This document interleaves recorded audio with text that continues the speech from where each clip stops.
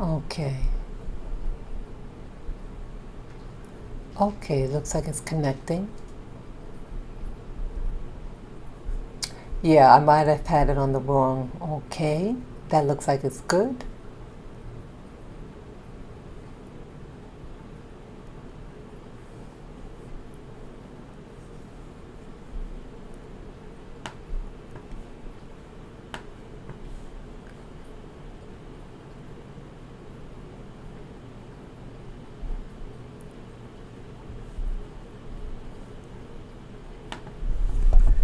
I'm just setting up here, making sure that everything is okay. I see we have a viewer.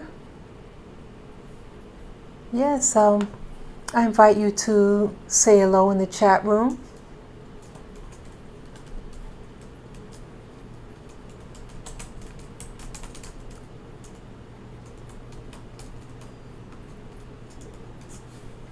I'm putting up a little message myself. Okay, so I just put up something in the chat.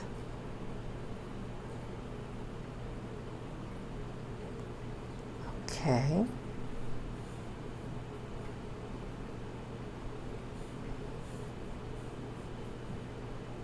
I'm going to start recording.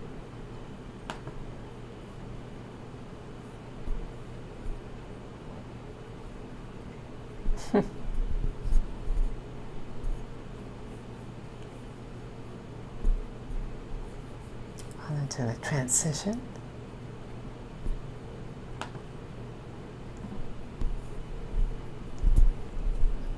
Yes, good evening, folks. Good evening. Yes, this is Black Calm Warning channel. And I have a primary channel called Spirit Journey, and I'm pretty much known now in the YouTube community as Spirit Journey.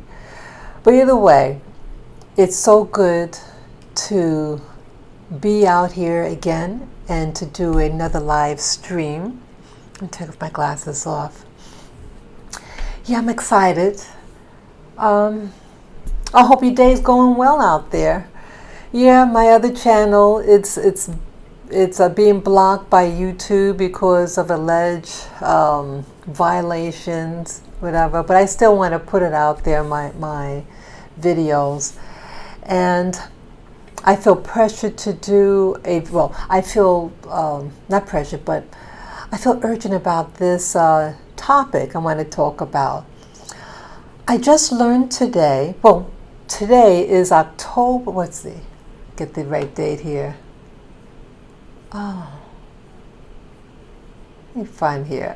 It's like I'm lost with time. Okay, it is Monday, October 26, 2020, and the time is now 7:02 p.m. I stayed home today. The weather outside was foggy and drizzling, and so I stayed home. Very interesting. These days are something else. That's what I could say. What do I want to talk about? Well, I want to talk about this topic on black hair, black people here, African texture here. You call it whatever what you want to call it. But I want to talk about this. I learned of, I'm just trying to figure out something here. I have my monitor in front of me, and I have different windows up here, so bear with me. Just want to get everything so when I have to show the next window. Well, let me just see here. Okay, just making sure everything's up. Okay, I learned of something today for the first time. It's called the Crown Act. The Crown Act is basically a bill. It was passed for the first time, a bill like it, in California, so I thank you, California. But it's about basically black people here, and that you cannot discriminate against the hair. and the styles that primarily black women, and how for many years blacks in the workforce, blacks in the Americas have always been in the forefront, and we always had to work primarily, okay? Yes, we have households that where you have the husband and the wife and the children, and such in my family. My mother, when she was raising the kids, my father worked and went to school, and my mother was an at-home wife and mother, okay? And that was her job for many years. And then as we got older, the kids, she did get a job, worked out of the house, but she didn't have to do it. If she didn't want it to go out and get a paying job, she had the right to stay at home. She had that liberty. So I'm thankful for that. But either way, most black women, we had to work and we had to support our families. And the humiliation that we as black women incurred to just stay afloat, just to keep a job, and the hostility that we were given. And so I was just, how I came about all this. Well, let me just show you on the screen here. Let me just toggle here. Okay. I was first, let me change this window. I'll pull out my glasses so I can read this better. Okay, so how it started today, early in the afternoon, I was watching this video here. Let me switch what you can see on the screen.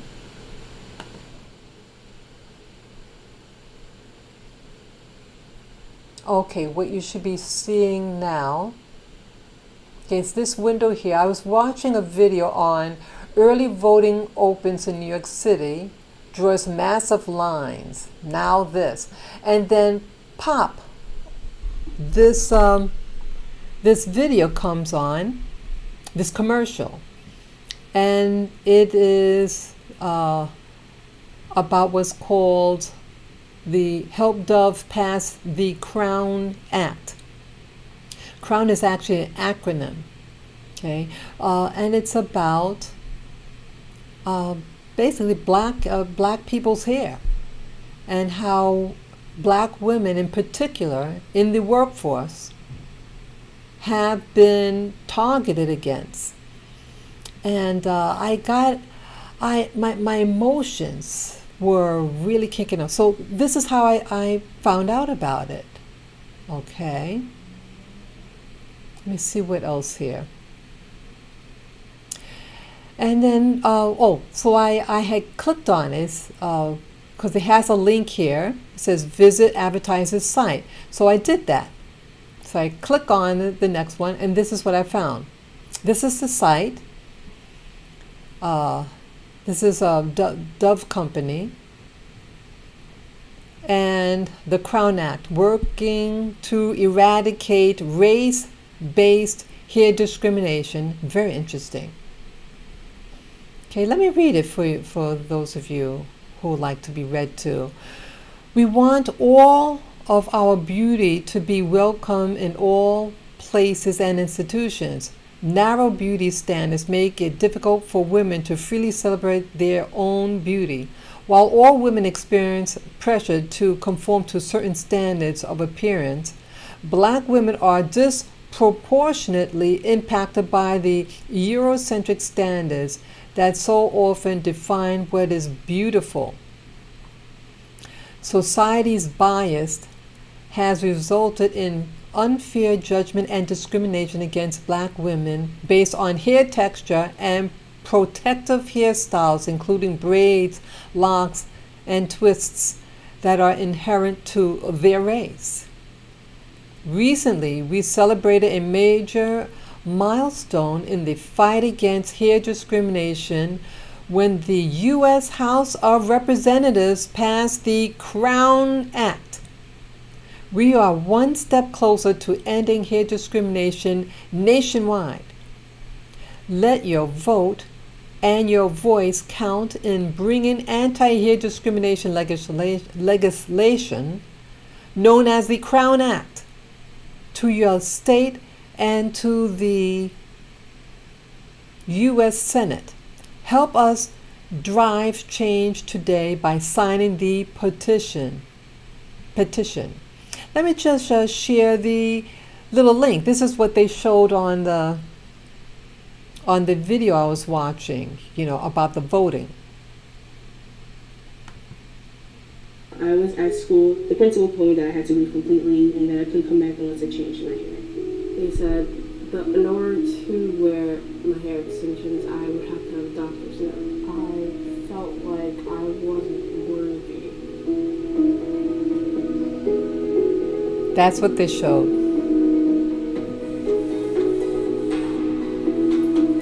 People getting fired from jobs, girls sent home from school because they have braids. That's not okay. My hair doesn't have anything to do with my education. So much of our persona, our bodies, are policed on an everyday basis. It's time for us to push back and say we are more than our hair. It's not just about hair, and people shouldn't trivialize it as such.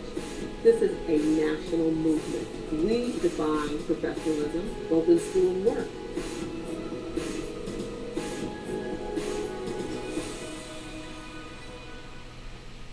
Powerful, isn't that?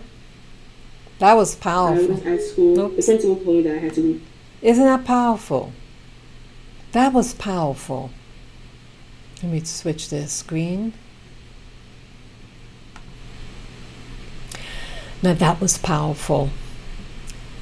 I like how they worded certain things, but that your body, your hair is being policed.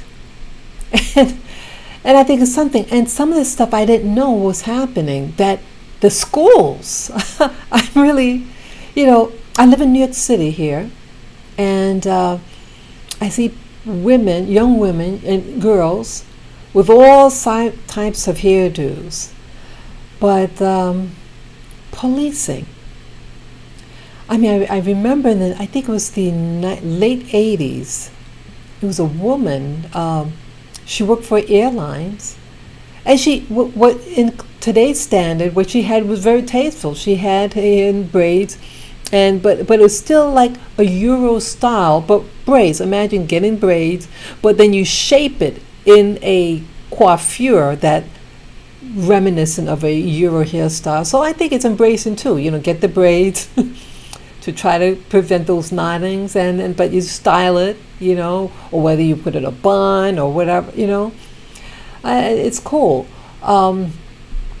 But it's all about how we have to always compromise our bodies, and it's just really interesting. So I started watching some of the videos that I could find about this act. This is the first time I ever heard of it. It was passed last year. Let me show you another page here. Let me see here. Oh, yeah, I'm looking at this on my monitor. This really got me a little excited. I think seeing this video, I saw it, and I had to change it because I was getting emotional. But the viciousness, let me show you, people. Let me show you.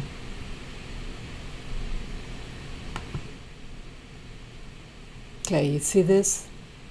This is a light-skinned black kid. Okay, he looks what you call biracial, and this savage lady behind this guy. Wow, I was getting angry just watching. Okay, this video. Let me pull it here. Okay. Oh, it's by CBS This Morning. Okay, California becomes the first state to ban discrimination against natural hair. So here, I thought it was going to be some real long dreadlocks or something, because I heard about this kid, and I thought what he had was something extremely long, and when I saw this part, I thought this was the aftermath. No, no, this is the length of his dress. He has short dreads, and he had a helmet on. Let me back up a little bit, but this vicious lady, really bugged me. And seeing this video really what really pushed me to do this live stream. Okay. Maybe this video is only 5 minutes and 20 seconds. Let me see. Let me put the whole thing. It's only 5 minutes. Okay. Let me make the screen bigger. Okay, so you can see bigger on your screen.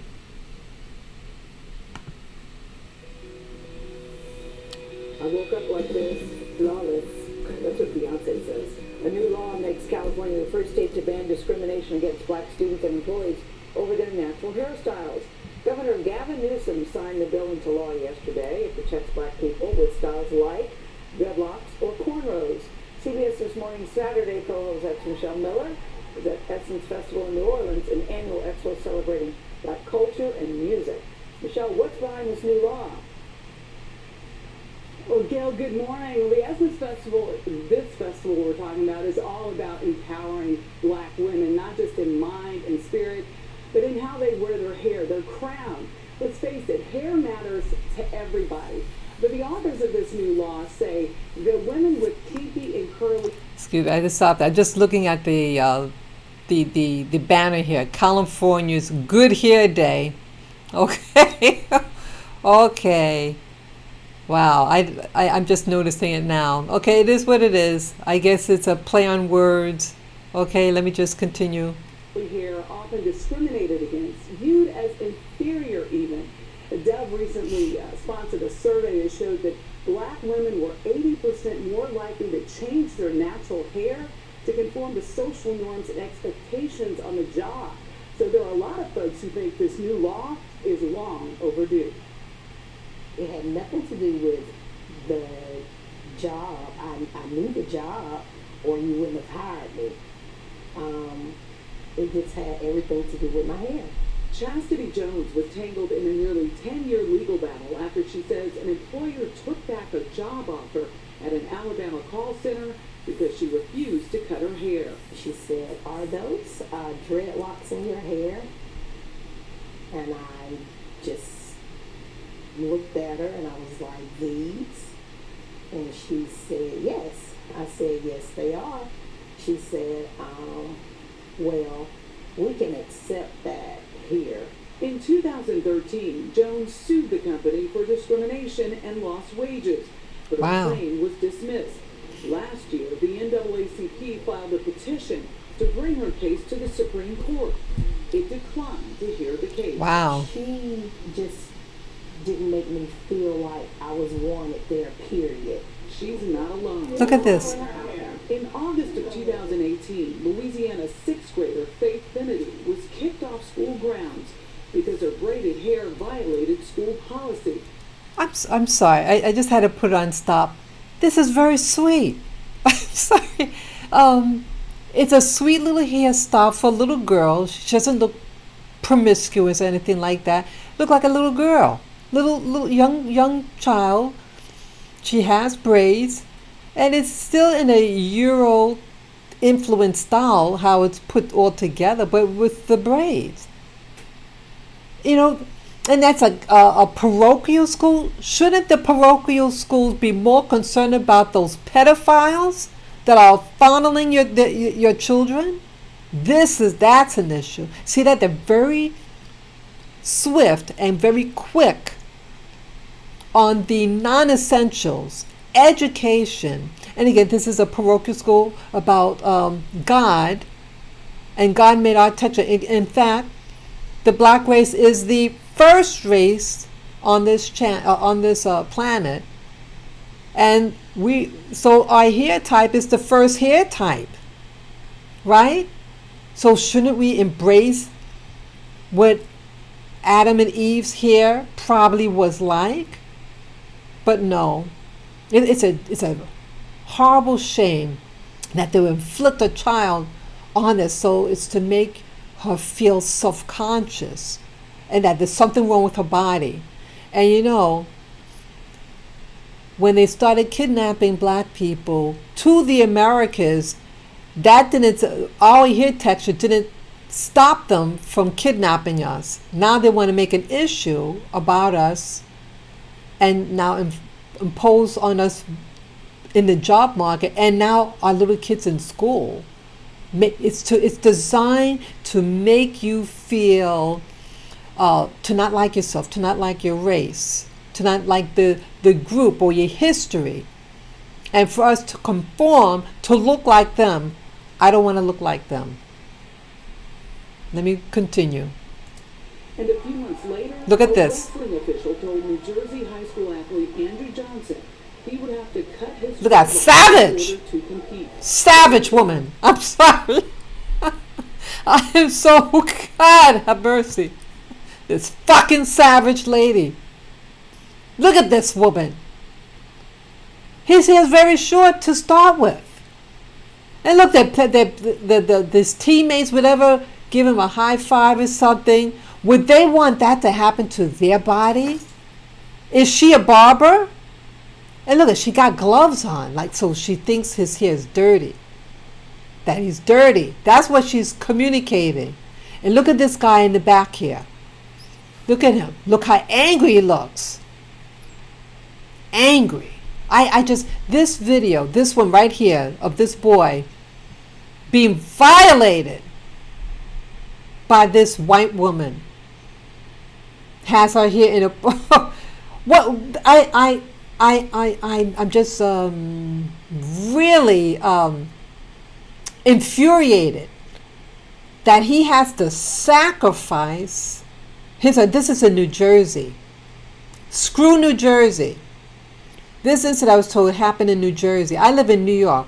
New Jersey is right across the Hudson River from me. And I went to a school in New Jersey for hair care.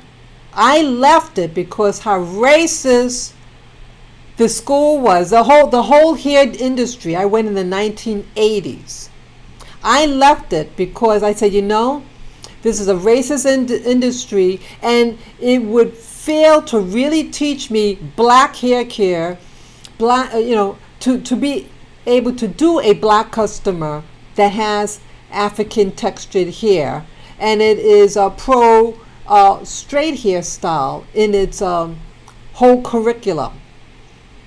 But when you take the state bar, the state exam for licensure in cosmetology, you have to show that you know how to apply the hair relaxers and things like that.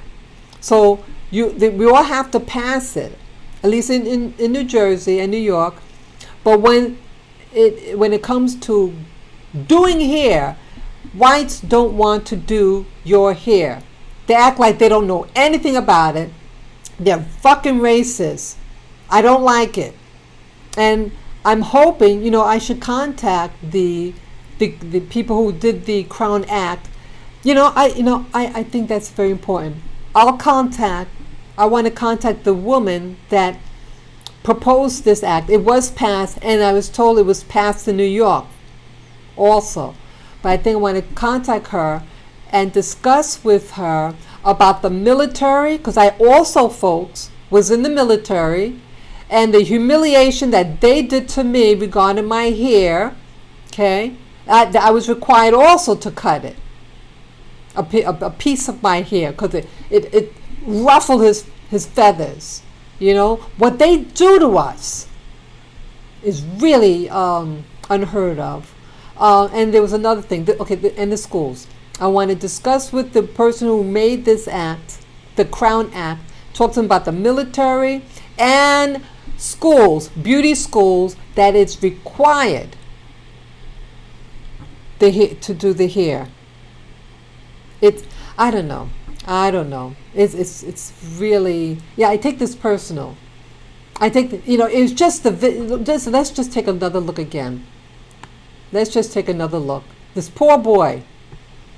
So this poor little girl is her beauty is violated because some fucking pedophile pedophile lovers, the Catholic Church, they promote pedophilia, and they cover up their priests, okay? But they're preoccupied and kick a young girl out probably a really nice girl. Is it worth it? Is it worth to humiliate her? See, it's all about power. They don't want black people to empower themselves with their natural hairstyles. Creative. We're very creative people. So we're in this lousy culture that hates everything Africans / indigenous. And so they say, okay, you want us to wear a type of Euro style? Okay, we just have a lot of little braids to try to keep our hair neat longer, and then style it. And they still harass you because they can't put their hair in these type of styles because it doesn't look right with their hair texture. Okay, and I think that's the real issue. So let me again. I know I get emotional, and I apologize for using some profanity. I apologize. I'll show that poor boy now. And a few months later, Look at a this. wrestling official told New Jersey high school athlete Andrew Johnson he would have to cut his dreadlocks in order to compete. To make sure Savage. Duck executive A.C. Eggleston Bracey Savage. heads the Crown Coalition, an alliance of corporate and community organizations whose goal is to highlight bias that pressures women to conform to Eurocentric standards of beauty. But look at this. I have to notice this. Her hair looks beautiful, but look at the color of her hair. Did she feel forced to have a light in her hair? It's a beautiful color. But things like this that happen. Okay? Things like this happen. But let me continue. I'm sorry. But it's just something I noticed. So that I don't know. If you go through all this about anti-discrimination, but you feel like you have to bleach your hair. What happens is your natural hair is one way, and you think you have to change that to go into a work environment because the view of what's professional is different than what your natural state is. And now lawmakers are stepping in. California State Senator Holly Mitchell introduced She said, the first law to associate hair as an extension of one's race, which is legally protected. Terminated because of the way they choose to wear their hair. The way my hair grows out of my head as a black woman is a trait of race. Holly Lawmakers Mitchell. in New York and New Jersey have now also introduced versions of the Crown Act. California Governor Gavin Newsom says he's proud to lead the nation by being the first to sign it. There's a human element to this. We don't want to diminish people. We don't want to demean people. We have to own up to the sins of the past. And I hope that folks are paying attention all across this country. And New York could be the second state to sign this bill into law. It's awaiting the governor's signature. And folks here at Essence, well, they're having a big celebration breakfast on Friday. The Crown Coalition is meeting to march this victory, hopefully, they say, into a national movement. Michelle, Dorika? thank you. Thank you very much. Definitely a topic I think I know you probably have experience. I certainly do. If you listen, it's 2019. I don't know too many little black girls. I grew up in Turkey, and I can remember many times there was 3 little black girls in the class always being asked, "Can I touch your hair?" You know, we all had the 2 braided pigtails or 3 braided pigtails, being asked, "Can I touch your hair?" because they'd never seen anything like it. That's why I like Crown, creating a respectful and open world for natural hair. Yeah. I do think it's a good idea too. Don't you? I do think it's a good idea. And just put it on pause. They have to make it, okay, they're using the term natural hair. It's not natural hair, it's black people hair. Because white people, you don't think his hair is natural? Okay, we have to be careful. See, a lot of times, you know, we as blacks, we mean well, but we use terms that can later on be used against you. Okay? Now he has natural hair most likely. There's people with natural curly hair and natural straight hair and everything in between. They should really specify kinky, curly, African, indigenous hair. I mean, in essence, any hair texture. But in particular, black people when you say black hairstyles, okay, you also have to make sure in writing, if you have a small b, then it's talking about the color, technically. If you have it in a capital B, black hairstyles, then black with a capital refers to a group, a race. Okay, so you have to be really careful how it's written, because things could be used against you. And said, well, it says black hairstyles. They said, well, I'm a brunette. And then go against it and say, well, it says about black hair. My hair is black. So you have to be specific. African texture hair, kinky hair, curly hair. You have to be specific. Hair pertaining to the black race of people. Okay?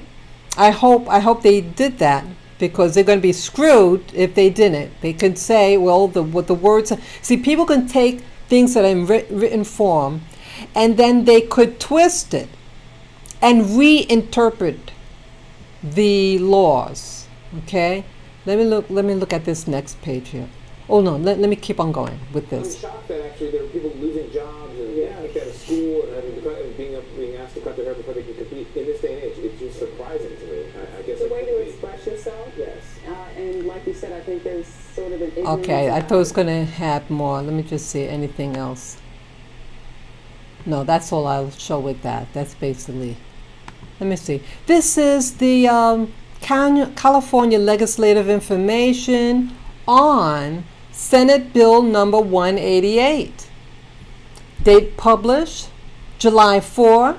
Isn't that interesting? 4th of July, 2019 at 4 a.m. Chapter 58. Let's see. An act to amend section 212.1 of the Education Code and to amend section blah blah blah blah blah relating to discrimination. Approved by Governor July 3rd. Filed with Secretary of State. Okay, Legislative Council's Digest. Very interesting. So I'll just read this top portion, and at your leisure, you can read the rest. Let's see here. Okay, SB 188 Mitchell, discrimination, hairstyles. Existing law states the policy of the state of California to afford all persons in public schools, regardless of their disability, gender, oh look at this, and I have an issue with this now, gender identity, gender expression, nationality, race or ethnicity, religion, sexual orientation, or any other specified characteristic, equal rights and opportunities in the educational institutions of the state, and states that the purpose of relating existing law is to prohibit acts that are contrary to that policy and to provide remedies therefore. Existing law defines race or ethnicity for these purposes. Under the California Fair Employment and Housing Act, it is unlawful to engage in specified discriminatory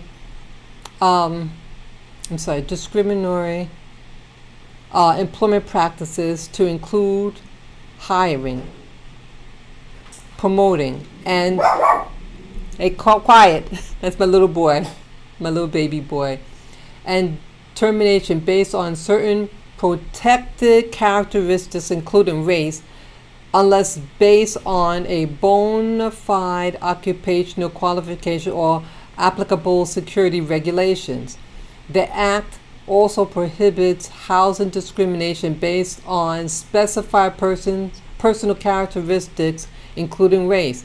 The Act also prohibits discrimination because of a perception that a person has one of those protected characteristics or is associated with a person who has or is perceived to have any of those characteristics. Existing law defines terms such as race, religious beliefs, and sex, among others, for purposes of the Act.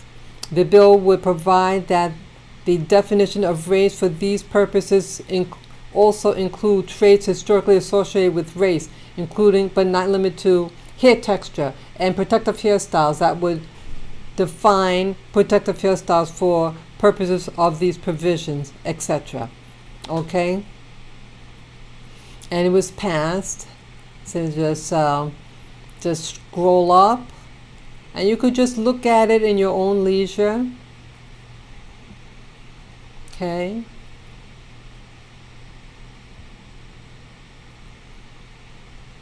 Okay, it's a lot. It's a big lot of stuff.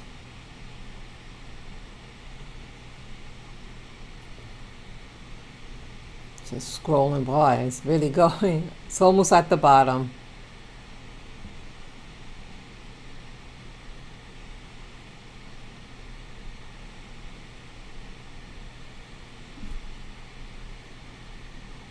Okay, that's all that I have down there. Okay, that's all I have there. Okay. Yeah, let me see something here, because I see that my picture's on the top part. Let me see. Oops, that's not it. Oh, I'll just leave it as it is here. Yeah, okay. So I thought this was important to show you guys. Let's see here. So I wanted to mention something here that caught my attention. This part here. See, also a lot of times bills are passed, but they want to squeeze in something else in there. And again, I feel it's exploitive, because you have people that love to come on the black bandwagon to get their gender protected, but then they abandon black people as a group to get their agenda. And why I say that? Look at this. Regardless of the gender identity, gender expression, okay? Now, I feel with that, what they're really getting at is about transgender homosexual community, or / the LGBTQ. That's what this is all about. It's not about boys and girls, just you want to wear a funky hairdo. No, this is really trying to, again, other groups want to get their stuff protected. So you just go under the guise of, again, black people, discrimination. See, a lot of times I start to feel when I see things like this that they're not bold enough in themselves to pass a bill specifically for them, for the LGBTQ. See, I'm not again. Whatever what you are is what you are, and you should not be beat up because you're part of that community, the LGBTQ community. But have something separately and stop piggybacking off of black people. And then when you get what you want, then you screw us. I don't like people piggybacking off of us. I hate it because when this happens, it's like our black people's rights are getting smaller and smaller. We're getting a smaller piece of the pie to accommodate other groups, other demographics. Have something for your own. And I have no problem with that. But again, squeeze that in there. And so now they're protected. It bothers me. Be what you are. That's what you are. Fine. I have no problem. With someone to be being homosexual, or a person that wants to wear a different, if you're a boy, you want to look like a girl, things like that. That is your business, how you want to present yourself. So that's probably the only reason why it got passed. It was passed unanimously in California. Okay. Yeah, I want to be upfront with how I feel. I'm very, why I take, let me just switch this screen here. Sorry. Just navigating, navigate with these different windows that are up here. Yeah. Yeah, I just feel that, boy, hope is, yeah, just seeing that the thing, make sure the thing is clear. Sometimes if I move too much, that it starts to get a little blurry, you know, so I hope it's clear, the video. Yeah, I hope that the audio is good also. But it's why this makes me feel so emotional. Let me explain that a little bit about me. I have my father's hair texture. My mother has Caucasian hair, and the other female in my family had Caucasian hair. I didn't know how to do my hair. I also was raised in a very male-centered household. I had a lot of brothers, and I wasn't preoccupied with my looks or hair. It really wasn't an issue with me here. But again, I didn't know how to do my hair. As I got older, I got more aware that there are people that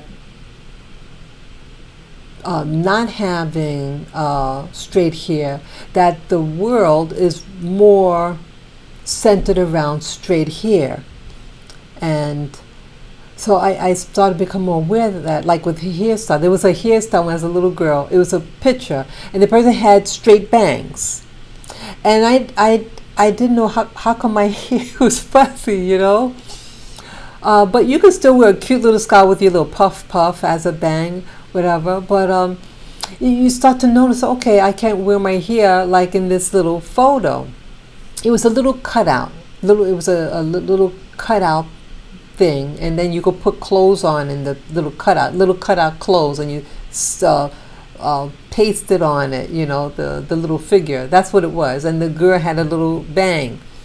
This was many years ago, the late, let's see, it could have been maybe 1970.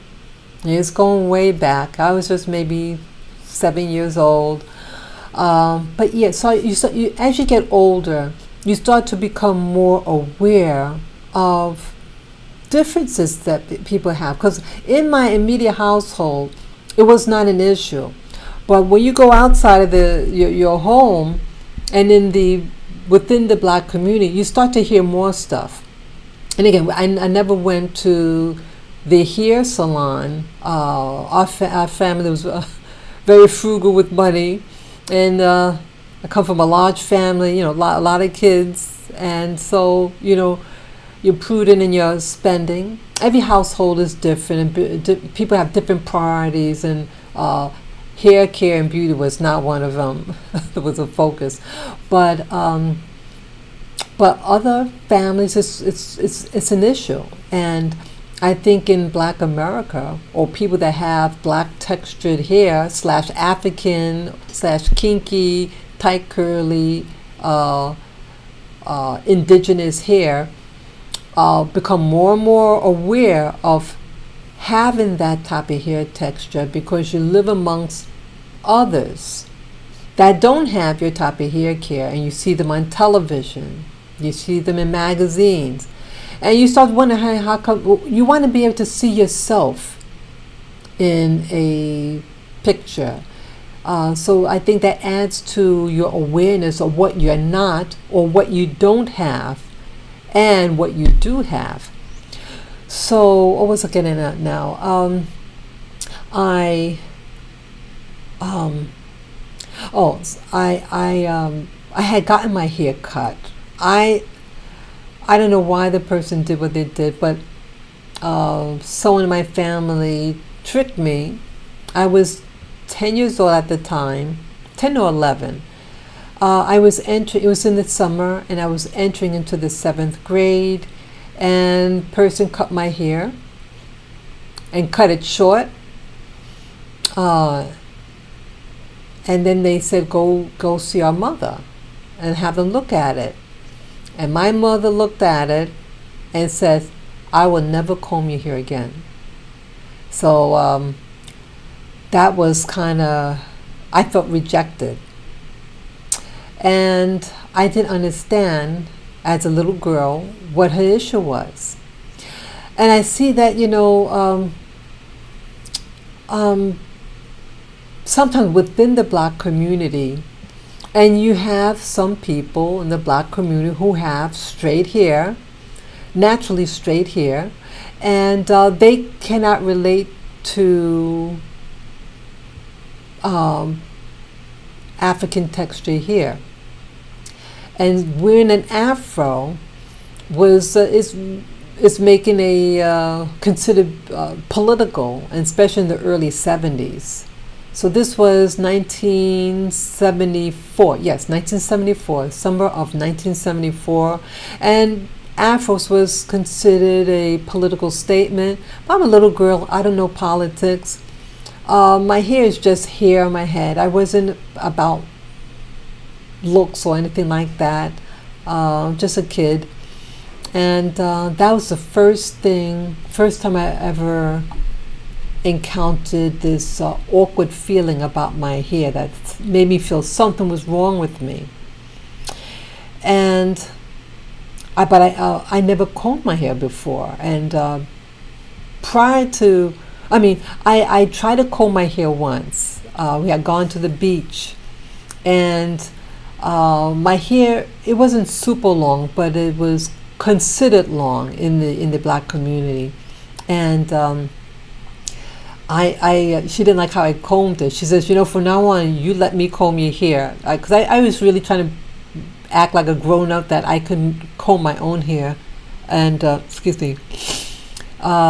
So, you have to obey your parents, right? And so my hair was uncombed oftentimes because they didn't really know how to comb my hair. And again, money was getting hair was not a priority in going to a salon. Some families, again, they go religiously get their hair done, but not my family. So I had to learn how to comb my hair. I watched the other Black students. The junior high school I went to did have a lot of American Blacks. It had many different grades. It also had whites. It had East Asians, South Asians, Caribbean of all types. And I was in a class, I used to watch this girl that had her hair. She was also in my elementary school. Now this was junior high. And so I already was familiar with her. And in elementary school, she wore the cornrows. And then in high school, she wore her hair up in a little bun or something, have her hair combed up and then put a little knot on top or something. And my hair was still too short to get it like that, to put it up. But I try to get ideas. And I remember I did I was watching the girls. See, back then, American Blacks combed their own hair. They wore cornrows. They didn't have like the spaghetti braids. They had cornrows. And we didn't have the hair weaves. It was just cornrows and fros and those relaxers. That was it. And so I watched how they cornrow hair, because one of them, that same girl, she used to, I had hair breakage. Many of us, we have hair breakage up in front that is short in the front and long in the back, because you take a comb and you go like that. You're putting friction on the hair in the front, and so it breaks. So I had shorter hair in the front, typical Black girl, short in the front hair and stick up. Yeah. And so she asked to cornrow that part that stuck up. So I let her do it. I mean, I just let her do it. But I watched how she did it, and it did other girls. I watched how she did it. And I would go home, race home and cornrow my hair. And then my father bought me a book. I don't know where he got it, but it was a small book on cornrows. And he gave it to me. Let me thank my father now. My father transitioned 11 years ago, but let me just give him a shout out right now. Hello, Dad. Good evening. Good evening. I'm doing a live stream now, and I just want to recognize you right now. I know our relationship is very rocky, but I want to give you honor right now on my channel here. I want to thank you for giving me that book, the book on cornrows. And I looked at the book and I did my hair. Thank you for not shaming me for having hair texture. And I got your hair texture here. Yeah? So I thank you. And I'm very proud to have inherited your hair. Thank you very much. I thank you. You were a good teacher, Dad. You really were. You really were a good teacher. Thank you for the book on black hair care and cornrowing.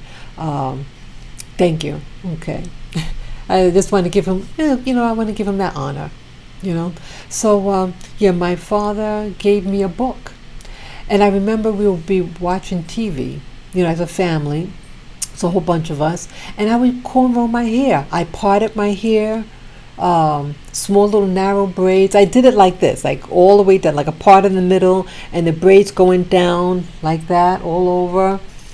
I did it all by myself. It took hours to do, but I did it. And guess what happened? I was to go with my mother shopping, and she looked at my hair and said, I'm not going to be around you. You cannot walk around with me with that hair like that. If you want to come with me, you got to take it all out. So I had to go in the shower to undo the hair, because you take out the braids and then you shampoo it, and because I'm forced now to wear it like in a fro or something like that, because my hair was too short to wear in a little bun or whatever like that. So it shamed me again. It shamed me. And I love my mom, but she could not relate to black hairstyles. And I see that it's considered whatever what she thought was considered, but shamed. I was shamed.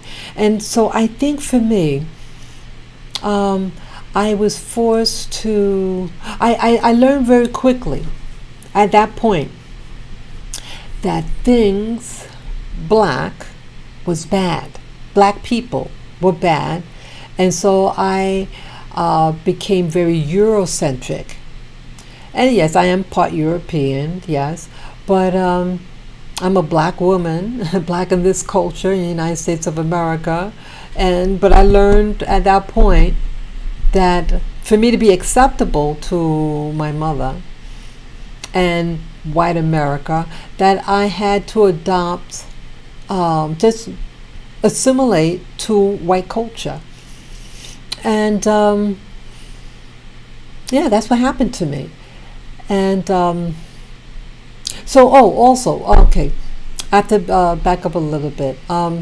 Even though that's what message was conveyed to me, I didn't relax my hair. Okay, this was the thing with the braids. Okay, I'm in it's 1974. 1980, my mother, I got my first little job, and I was in college, and she looked, my mother became again preoccupied with my hair. She says, I got to do something with your hair. And she bought a hair relaxer and put in my hair, and it didn't have the, and again, this someone, she doesn't know anything about this type of hair.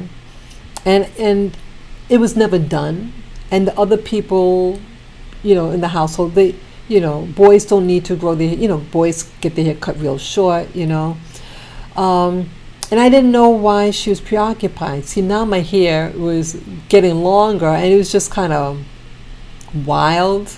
I don't want to say wild, but I wasn't, okay, this was natural texture here. I wore, how did I wear my hair?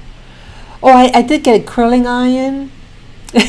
I kind of got overdone. Yeah, you put in the fire, and then it was an old-fashioned kind, and boy, and my hair is very thin. I used to say real thin, and you could easily burn my hair shaft. I didn't know anything about styling, anything like that, and I think my hair became, I guess, to kind of so-called tame it, and so it didn't work well. So she took me to this. It was a store called, what was that? A&S. She used to work in A&S, and they had a hair salon in A&S, and primarily it was a black salon. Black people that worked there, and so she knew about the place, and she brought me. And the first time I got my hair naturally relaxed, I was 17 going on 18. Yeah, well, I wasn't 18 yet. And that was my first professionally done hair relaxer. And it was interesting. So that was the first time. And then I found a place near where I live for my job. They told me about it. This could have been in 1983. No, yeah, 1983, 1984. The lady from work, I looked at her hair. She was a Haitian woman, light-skinned Haitian woman, and how she had her hair relaxed and the patterns that she was able to do, it almost looked like a naturally straight hair. I said, wow, how you get your hair like that? And she told me about the salon she goes to. And they do what we would now call the, Dominican methods of blow drying or, styling black African, kinky curly hair, textured, textured hair, and to chemically relax it and blow dry and all that stuff. So I went there for a couple of years, at least maybe 2-3 years. Then I found that getting your hair chemically relaxed, if you don't get it relaxed often enough, the new texture and your new growth and the processed hair breaks. Blow drying the hair, and again, my hair is very thin. It's nothing to it. It gets the split ends. It's really bad. And there was another episode with my hair.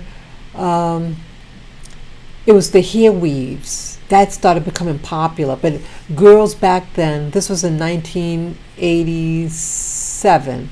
I got my hair done around Columbus Day, around that time, because I remember it might have been 1 week before. So I remember I went to the parade with this long weave. And you know what happened? Bald spots, what happened? Where it's attached to the two opposite ends, a bald spot. I was going to cosmetology school then, and a person was washing my hair, and she says, "You got bald spot." And I had a contract alopecia areata. And I was devastated. So for me, when you're not true to yourself, especially with me, when I'm not true to myself, this results in harm to me in all aspects. Not embracing the natural me because of others, well, I shouldn't say it because of others, because of racism, to try to be liked and favored by white people. And I say it like that because that's what it's really about. You even have Hispanics who are from black, mixed with black ancestry, and they go out the way, many of them, and straighten their hair so that they're considered more acceptable to white people, or to embrace and try to pass as a white person. But everything is about whiteness and the white race, and to camouflage, hide, alter your African qualities to something that is less threatening to white people. White people, many white people are threatened by things that they cannot do. Their hair cannot naturally do what our hair does. And I think that's what freaks them out, and for them to respond the way they do, or to make fun of our hair. I wish they really felt that way about us, and to prevent us from being kidnapped to the Americas, right? They really didn't like our hair. You should have left us where we were, right? In Africa. But no, they wanted us here. And now that they have utilized us, now they want to get rid of us. No, I'm here to stay. I'm here to stay. So, and I know I'm kind of going all over the place. But see, this was part of my hair journey as well. That people, and it started from my own home, and how some blacks cannot identify with black hair, and all the crap that I went to. But I started, I would say, well, with me, it was a gradual period of accepting my hair. So again, I mentioned that my first professional hair relaxer was done in 1980 when I was 17 years old. Still at 17 years of age. And then a neighborhood salon, I continued getting it done there for maybe 2 years. And then I went into the military. I want to talk about the military. Yeah, that's very important. I want to talk to the person who passed this bill, the Senate Bill number 188, the Crown Bill, military, and I had my hair colored into my natural, and then on top I had a lighter color. That was during I was going to cosmetology school, and the fashion back then, where I lived, it was a Caribbean neighborhood, heavily Caribbean, from the Dominican Republic, and back then they had their hair like not an afro, but it was kind of like stands up, or they kind of comb back, but it stood high, and they make it light on top, and they have the sides their natural color. And I sported this, and so it was really, really almost like a crew cut on the side. I did have a little tail in the back, and when I enlisted in the United States Navy, I decided, I had to have my hair grow out. And so my hair 3 months later was growing out, and I had to recolor the hair. I did it all dark, so I got the hair coloring and made the light part, I made it darker, more natural. I should say brown, everything all brown. And I went in the military. The only requirement that they said with hairstyles that it had to be above the collar. That it didn't pass the, I think the base part of the collar, if I remember right. Now my hair was only an inch, okay, that big. And so when I had it grow out, it was a crew cut, and now it grew like an inch. And so the little tail I had was 2 inches. But when you wash your hair, everything kind of, comes in, a tighter curl.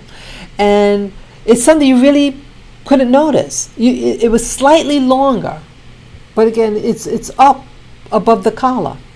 My hair wasn't even touching the collar. But my commanding officer in boot camp came. He didn't like me. And it really wasn't that many black people in my company. And so he takes it, and I didn't like that. He touched my hair. He took it in his hand and pulled on it. And so he says, "You got to fix this." So I thought, and I was not trying to be a smarty pants. He didn't specify, and I'm wondering what the problem is. So I said, okay. So I got a bobby pin and pin it up. It's a little piece of hair. The piece of hair is that long, 2 inches. And the texture of my hair is a little different. It's a little looser curl in the back of my neck than the front. So there was a deviation, slightly different texture, and it hung down a little more than the other parts of the hair, which was more tighter curl. But in essence, it's all, it's all one big puff. So I come back, and he yells at me, so "You gotta go back there and you cut it off." And he had a white girl come and follow me in the bathroom. Yeah, I didn't like that. When I think about it, people, I am so angry. And it reminded me of, let me show that video. Completely. Oops, wrong one. I'm sorry. Let me find out one with the boy. Let me find that boy. Let me switch it.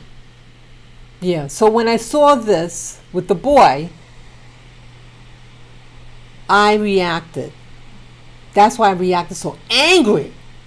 Because I thought about that white commanding officer in the U.S. Navy. This incident that happened to me happened in 1987 in December. Okay?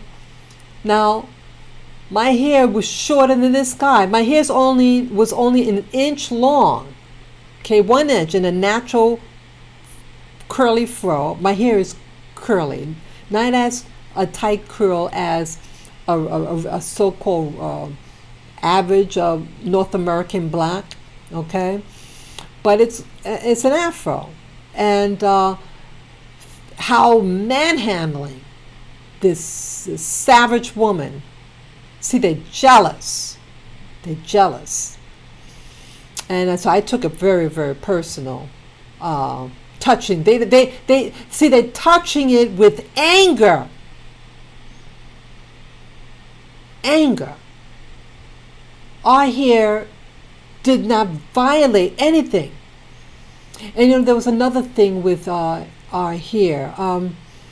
We're required to, all the ladies in the military, you just have to have your hair above the collar. That it definitely could not touch or go past the base of the collar, of our shirts. We had a button-down shirt, okay?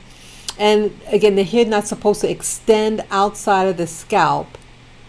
I think past. I don't want to give wrong information, but there's a limit how far out from your scalp the hair could go. Now, if you have naturally curly hair, that's how your hair grows. It grows out. But if you have white people with straight hair, they can have this long, long hair. Okay, yeah, just as long as not past the collar, right? They can have long hair. You get a ruler, their hair is long. I had a black dude. He had naturally, he was a biracial guy, and he just had a short fro, and they get real angry with him. These white guys in the military would just enrage. And this was a nice kid. He was from Washington State. A nice kid. He had a natural loose curl, was blonde in color. He was a black, biracial, lighter than this kid here. Nice guy, a nice wholesome guy, very respectful. And the viciousness about the hair. You know, to them, it's war. And it's something that they impose on us. They put it on us. But European texture hair, they have more leeway in how their hair could get done. You know, it's never, if there is an issue with a white person's hair, it's because it grew past long the collar. They're really strict about that. They don't want their hair to grow past the collar. They don't want to look like a girl, okay? But again, they can have, see this guy here in the black t-shirt. Now it's short in the back, right? This I think would be, he'll be able to have his hair like this. He can maybe even slick his hair on the side, whatever, but it's in accordance. But this is long. This is long hair. But if you have an afro, if the back was the same length as the top here, then they have a problem.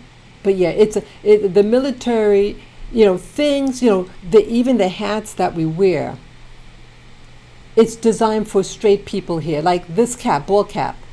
We're giving ball caps to wear in the military. But it's not for if you have bushy hair. And they need to change it, because not everybody can put their hair in this. And if you have bushy hair, forget about it. Yeah, I know I have another video here. Let me change something. I'm going to look on another. I have several tabs up. Okay. Let's see here. Yeah, viewers, you know, if you need to, you know, say comments, whatever, you know, share your comments. So let's see here. Oh, look at this. Yeah. I typed in black hairstyles in the military. Oh, I'm sorry. I have to change the page here. Okay, that's what I was looking on the screen. Okay. I typed in black hairstyles in the military, and this is what popped up. Okay. Very interesting. Let's take a peek at this. Let me see. I'm just going to click on it and see what happens. Oh, I thought something was going to pop up. Okay, what happened here? Oops. What happened? What happened? I wanted to, this one here, I'm trying to see what it says. Female unauthorized hairstyles. Oh, look at that. Multiple braidings. Headband is not. Twister knot. Let me see. Female unauthorized hairstyles.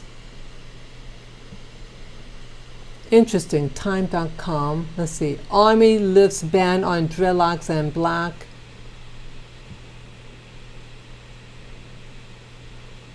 Look at this. Very interesting. Military women, Army women, military. Yeah, and you know, the Army, I would imagine. Oh, okay, I just noticed on this side here. Okay, I'm sorry. I was just looking at, okay, this picture to the far left.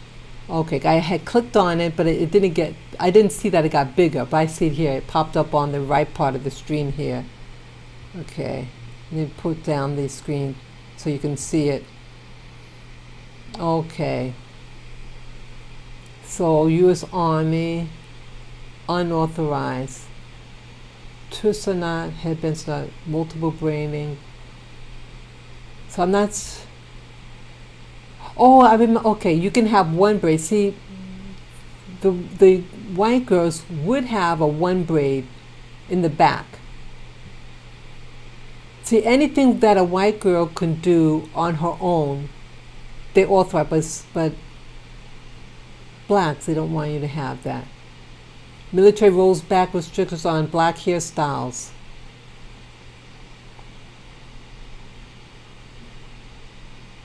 So I get angry because I'm thinking about what happened to me. See that? They want to take away our soul. Okay, they want to take away our essence. We fight for every war that they cause, right? Everything, we do everything, but then they want, you can't have it that style. It's a waste of time. It's about control. It's all about control, people. It's not about, it's about control, because they cannot have their hair. Let me click on this. I'm curious to see what, maybe it's a full article. Let's see, female unauthorized. Let me see, I'm just curious what it said. This is the first time I'm watching this. Let's see here. Okay. This undated image provided by the U.S. Army shows new Army grooming regulation for females. Okay, yeah, and females in the Army in particular, because their work is outdoors. They're in a troop. They're on the battlefield, I meant to say, and so I would imagine it's very strict guidelines. Shame that they do this with us. Let's see here. Defense Secretary Chuck Hagel announced the U.S. military has rolled back prohibitions on popular black hairstyles within its ranks following months of fierce backlash. Hagel said the military had spent the past 3 months reviewing the definition of acceptable styles in a letter to Rep. Marcia Fudge, chair of the Congressional Black Caucus, which led a charge against the military's decision to ban natural hairstyles like dreadlocks and twists. Each service reviewed its hairstyle policies to ensure standards are fair and respectful while also meeting our military requirements, Hagel wrote. As a result of these reviews, the Army, Navy, Air Force determined changes were necessary to their service grooming regulations to include additional authorized hairstyles. 3 branches of service, including Army, Air Force, and Navy, will now allow service members to wear their hair in 2-strand twists. The Army also increased the size of acceptable braids, and both the Army and Air Force will remove the terms matted and unkempt from their grooming guidelines. Wow. Matted and unkempt. Look at that. To get dreadlocks, real, authentic dreadlocks, it is cultivated. Remember a couple of weeks ago, about maybe 3 weeks ago, I started to watch about black hair care in the with dreadlocks and hair care and how to prevent hair breakage. I don't have a problem with hair growth. I have a problem with hair breakage. My ends are very extremely porous. It gets very wild, and then I develop what's called individual knotted ends. Each individual hair strand gets a knot, like someone tied a knot in it. And then it feels horrible, and so you have to keep cutting it. So I'm on a hair journey also. I want to try to grow my hair a little longer. I had this wonderful dream, I think it was this year, and my hair was flowing. It's like I didn't want to wake up. It was funny when I think about it, but women in general like to have luscious hair, So, but for no thanks. I'm gonna put that no thank you. Okay, let me go on. Okay. Okay. Did I read this? In a statement, Fudge thanked Secretary Hagel for his swift response to their concern. These changes recognize that traditional hairstyles worn by women of color, see, they shouldn't say women of color, black women, But see, also they say color because some black women don't want to say that they're black. See, that's another problem. Okay, so again, it's they make plain and safe of color are often necessary to meet our unique needs and acknowledges that these hairstyles do not result in or reflect less professionalism or commitment to high standards required to serve within our armed forces, Fudge said. The military originally announced the restrictions on how soldiers can wear their hair in March as a part of sweeping new rules on grooming known as Army Regulations 670-1. They probably have something for Navy. I want to look at that too. Yeah, let me read on. Hairstyles like dreadlocks or locks, two-strand twists, and other natural hairstyles were prohibited. Styles included afros were also banned. Yep, they freaks out white people. See, a lot of white people in the military are rural white people. They're from the country. They're from areas where there are no black people. And they are some of them are very, when they see that we're different, it freaks them out. And when our blackness is expressed, such as when their hair starts to grow, like one of the guys that I told you about, he was biracial. He had a naturally blonde curly fro. And it was just it wasn't that much. And it freaked them out for them to yell. There was no violence. There was no, just, hey, you gotta just trim your hair a little more. That's all was required. But it's like I wish they were that way with the illegal aliens that come in here and take our jobs. Okay, to maintain uniformity with the military population, military officials said. But African American soldiers and members of the Congressional Black Caucus felt the changes were racially insensitive. The inclusion of terms like matted and unkempt in the military's directions on which styles were acceptable did not help cool tensions. Is it matted? See, sleeping on your head, and they're thinking in terms of Caucasian hair when your hair is not combed, when you're deliberately being neglectful of paying attention to your hair. And that could be done with Caucasian hair and black hair. Not keeping your hair in any hair texture, it's an obvious. So, sorry, my nose is itching. Yeah. Whitewashed it all, yeah. Look, I'm disappointed to see the Army, rather than inform themselves on how black people wear their hair, they've whitewashed it all. Interesting, huh? Very, very interesting. Yeah, it is very political. Yeah, and I served in the military. I served. Let me see what this is. Yeah, we couldn't. Back in the 1980s, the black girls didn't wear their hair like this in the twists. No. What did they wear? What did they wear?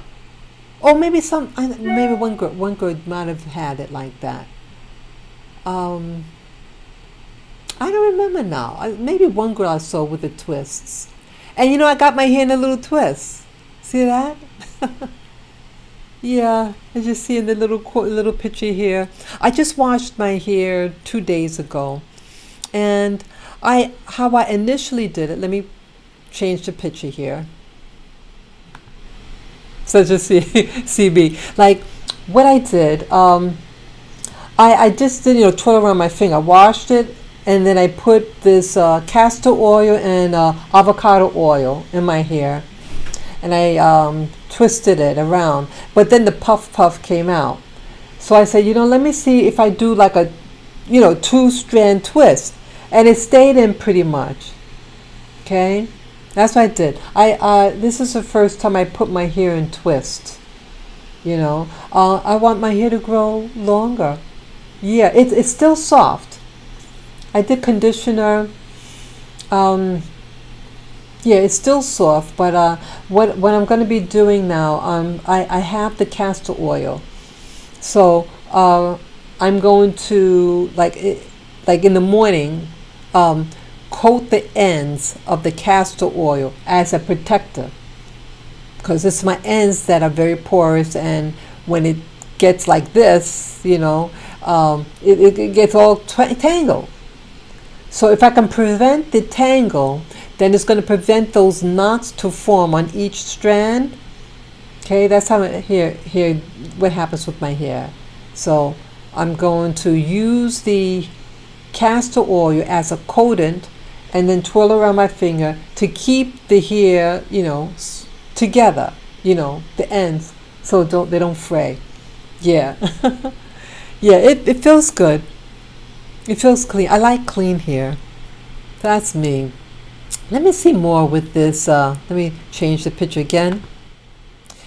Yeah, I want to see what else here. This is the first time I'm looking at this this picture. Okay, let me X that out. Let me see what else here.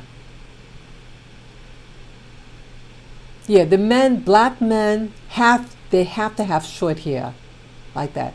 Freaks them out. I think this one is standard.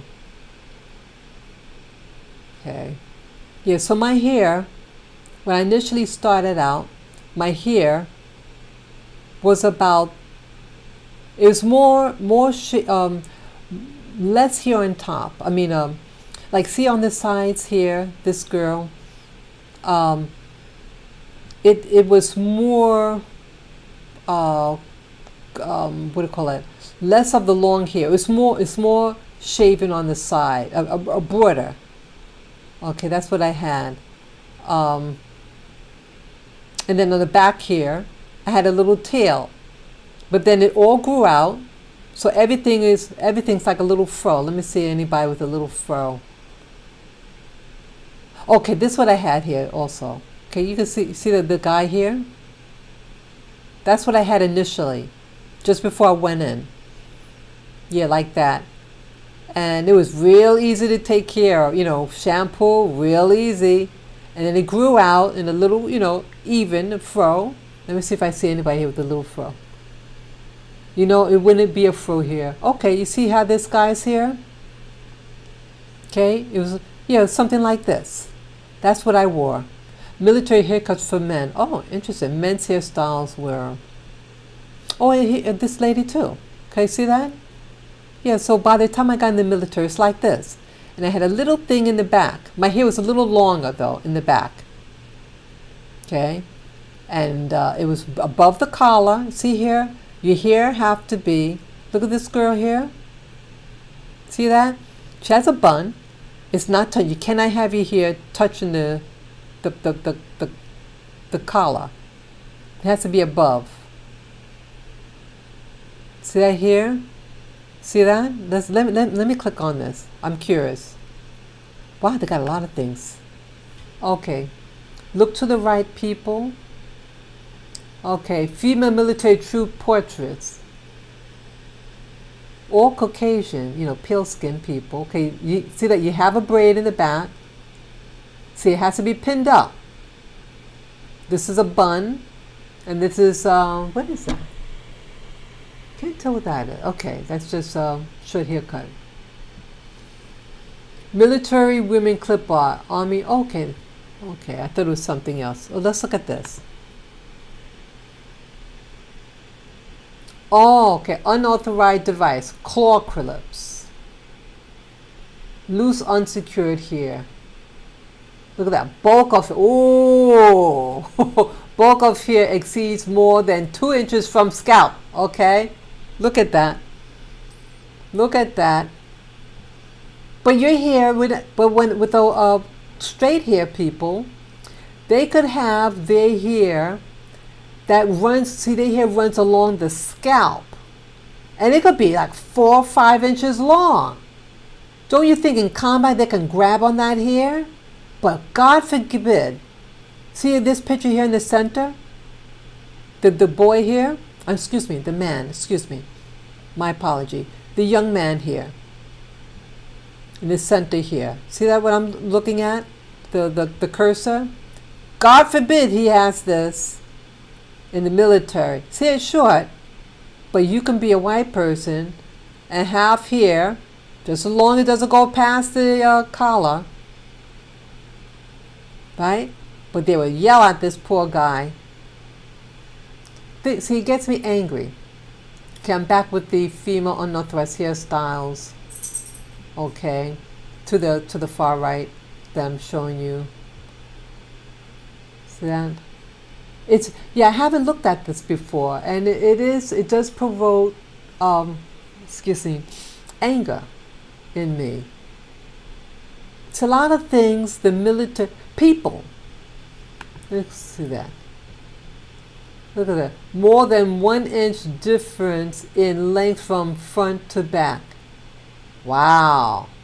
I never heard that. That looks nice. Yeah, they don't want things, I guess. And interesting.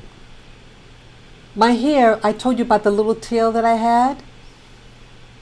It wasn't more than 1 inch. Everything was squished up. I have naturally curly hair, like this guy in the center. I have hair like him. The guy here in the center of the screen, with the shirt here. It looks like a button-down multicolored shirt.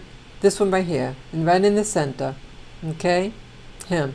My hair is touched just like this guy. So everything is all. It wasn't anything. Excessive.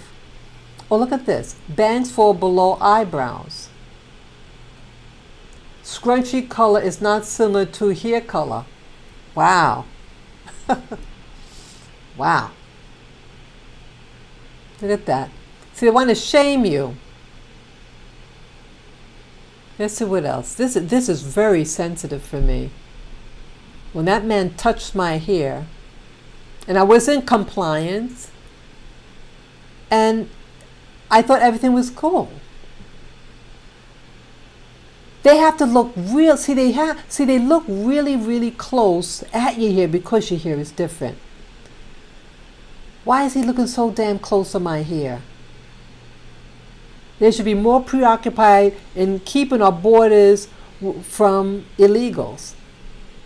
But with my texture, with my natural texture hair. Let's see what else. Let's look at this. What is this about? See, as a black soldier in Iraq, I could never be carefree about. What's this about? Let me click on it. Okay, never could be carefree about my hair. Oh, let's see. Oh, this is the same girl. Let's see what this says. It's taken many, many years for black women to be allowed to wear their natural hair in the workplace, but there are still some occupations where it's not allowed, including the Army. Yeah, the Army would probably be really strict. The Army is one of the few occupations where your boss can publicly denounce your hairstyle in front of your coworkers, and where choosing an unconventional style could threaten your career and livelihood. Black Army veteran Crystal Madison, who served from 2003 to 2011, was deployed twice to Iraq, spoke to revelists about the many challenges black women face when serving in the U.S. and abroad. Although today Madison is a makeup artist who boldly rocks her new natural hair in an afro, she knows what it's like to search all over for a relaxer while in Iraq and be constantly scrutinized for her hairstyles by her male superiors. Interesting. Wow, I'm sorry. Look at that. Basically, for women in the Army at the time, it was, if your hair was short, then okay, you could wear it short, but it had to be slicked down almost. Yeah, because you have curly hair. It grows out. African hair grows out. It doesn't grow down. Our hair reaches to heaven, not hell. Okay? and I'm proud of that. If you hear, okay, like it just had to lay flat on your head. If your hair touched your neck, basically you had to pull it in a bun.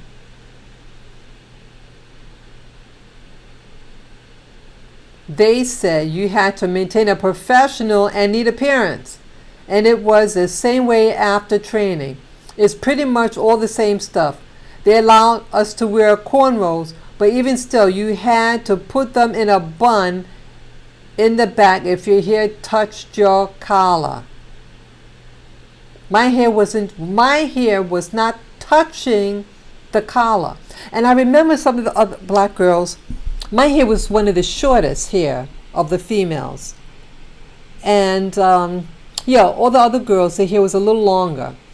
And their hair there was a problem of breakage. Because again, we weren't allowed to wear a pomade or stuff, because some of the activities we had to do, like the mustard gas, we had to go in the mustard gas room with the tank, the mask. And if we have a pomade in our hair or on our skin, whatever, lotion on our skin, that it could catch on fire. That's what they told us. So after the whole thing, so they said, like they prepared us. They said they prepared us the day before that they're going to do the mustard gas thing, and stress: do not put any grease in your hair, because if you do, it can catch on fire in the mustard gas with the mustard gas. Okay, and so after that, we were forced to take showers, and we were forced to get our hair wet. But what happens? So your hair, let's say your hair is in guideline of length, so it doesn't touch your collar, but it puffs out. The straight hair people, it's to the scalp.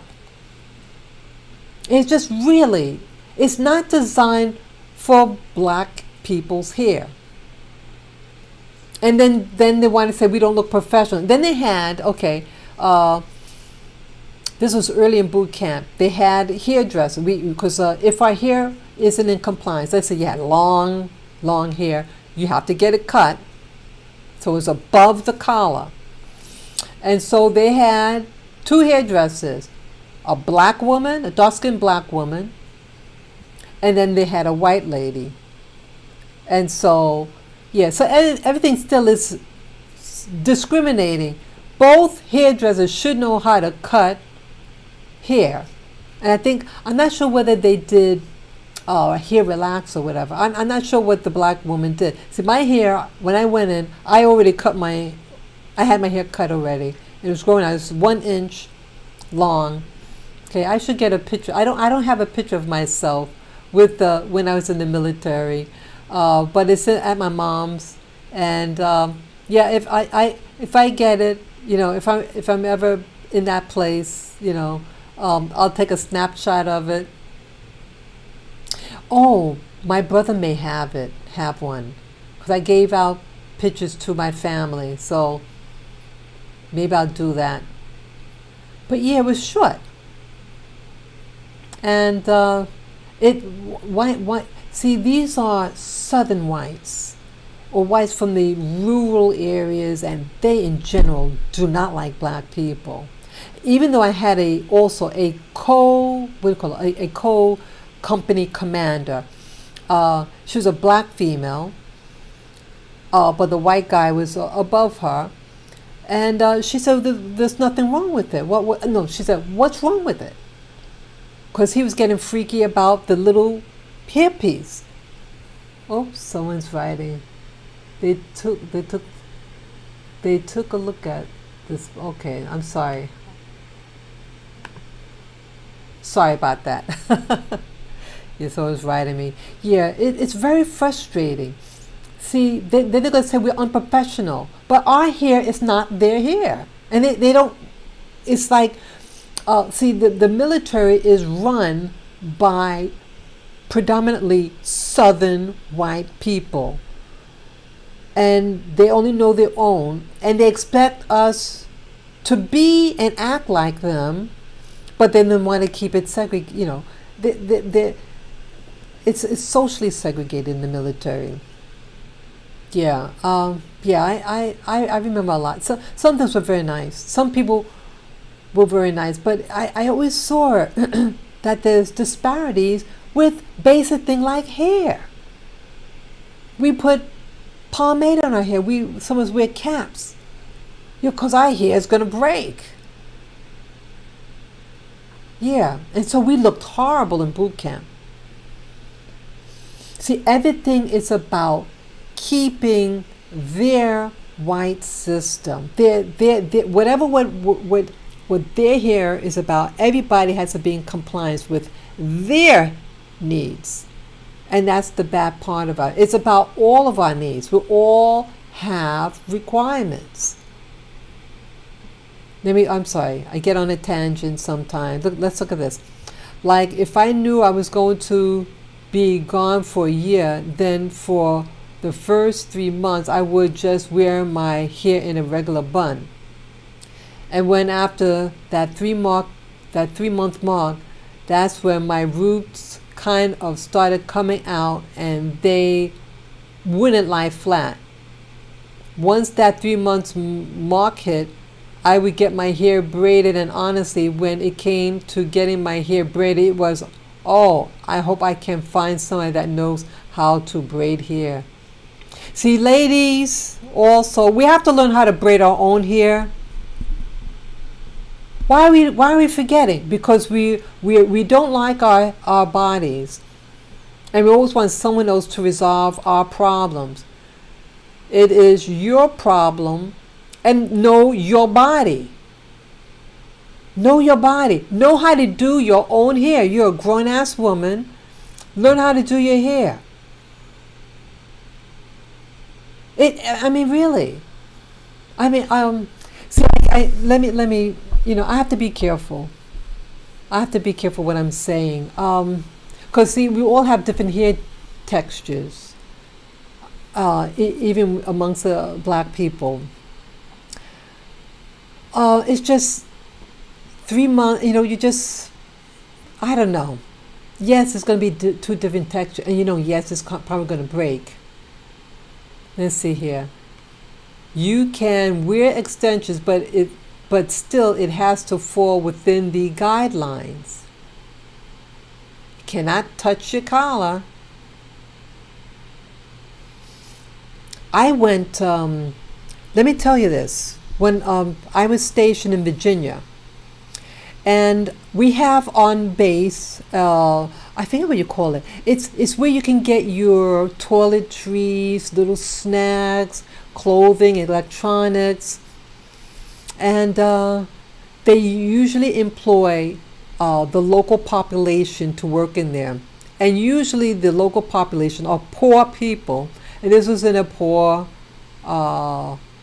working class white neighborhood. And I went to the barber. See, I had that short hair, and men have short hair. I just needed a trim. And there was they only had a white guy there. He was maybe in his 30s, 40s, and he was a prejudiced man, and I didn't understand his anger toward me, and he gave me a botched job. Him as a hairdresser, just a trim. See, it's about, they don't want to touch your hair. White people in these things, they don't want to deal with black people. They don't like black people. I felt very violated with that incident. So here you had the boot camp and my white commanding officer, and then going on base to a barber. I said, just a trim. He knows the guidelines. See, when things like that happen, they should get their license pulled. They should be kicked off. Make some type of provision that if they do that they will be spotted out and immediately escorted off the base. white people who do that, or if it's anybody that does that that deliberately because of race, and they don't want to do your hair. And see, some white people, they don't want the echoes of racism to come out. When it starts to poke its head out, they don't want to be reminded. And so they want to shut you up and have you, just pretend nothing happened, but they don't correct it. They need to correct it. See, they get these military contracts in these neighborhoods, but they don't protect the blacks that patronize there. Yeah, it doesn't protect us. So you walk in shame. I'm tired of being shamed. Yeah, we do have to speak out respectfully. We have to learn how to speak out. And when people do things against us, you have to speak up as a group. Get them out.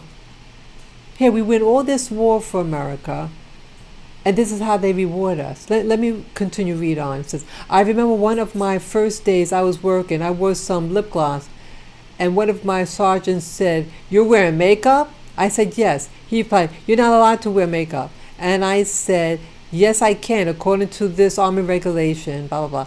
I have it right here if you'd like to read it, Sergeant." And he was like, "Oh, okay," and he let it go. I carry the rules with me because that was something a black female drill sergeant had told me about when I was in basic training. Oh, really nice. I would have liked to know about that. Yeah, I didn't really know what my rights were. He shouldn't have touched my commanding officer. It still bothers me this day. Sure, my hair can grow back, whatever, but it was just the violation of him touching you. He didn't touch anybody else's hair that I saw. Once we were all done with training and waiting to graduate, she gathered all the black girls that were in our basic training class, and she told us, "You'll got a hard road ahead of you.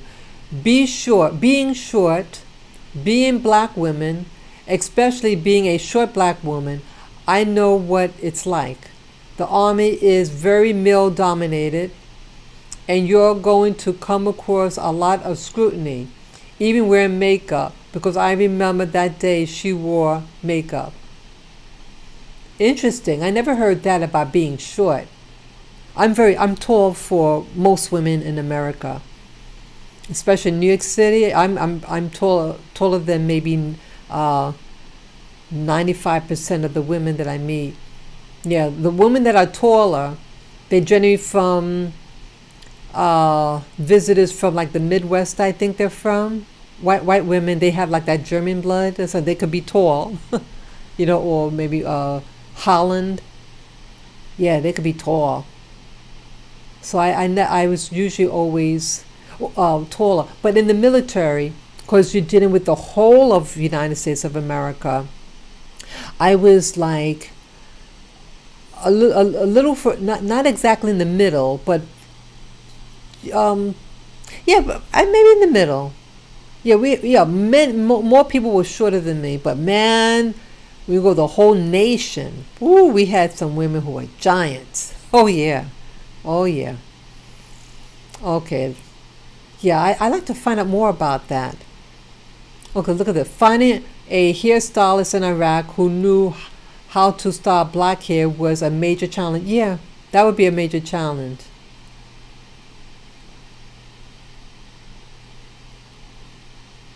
Let's see. The people who ran the salon, they were really nice ladies.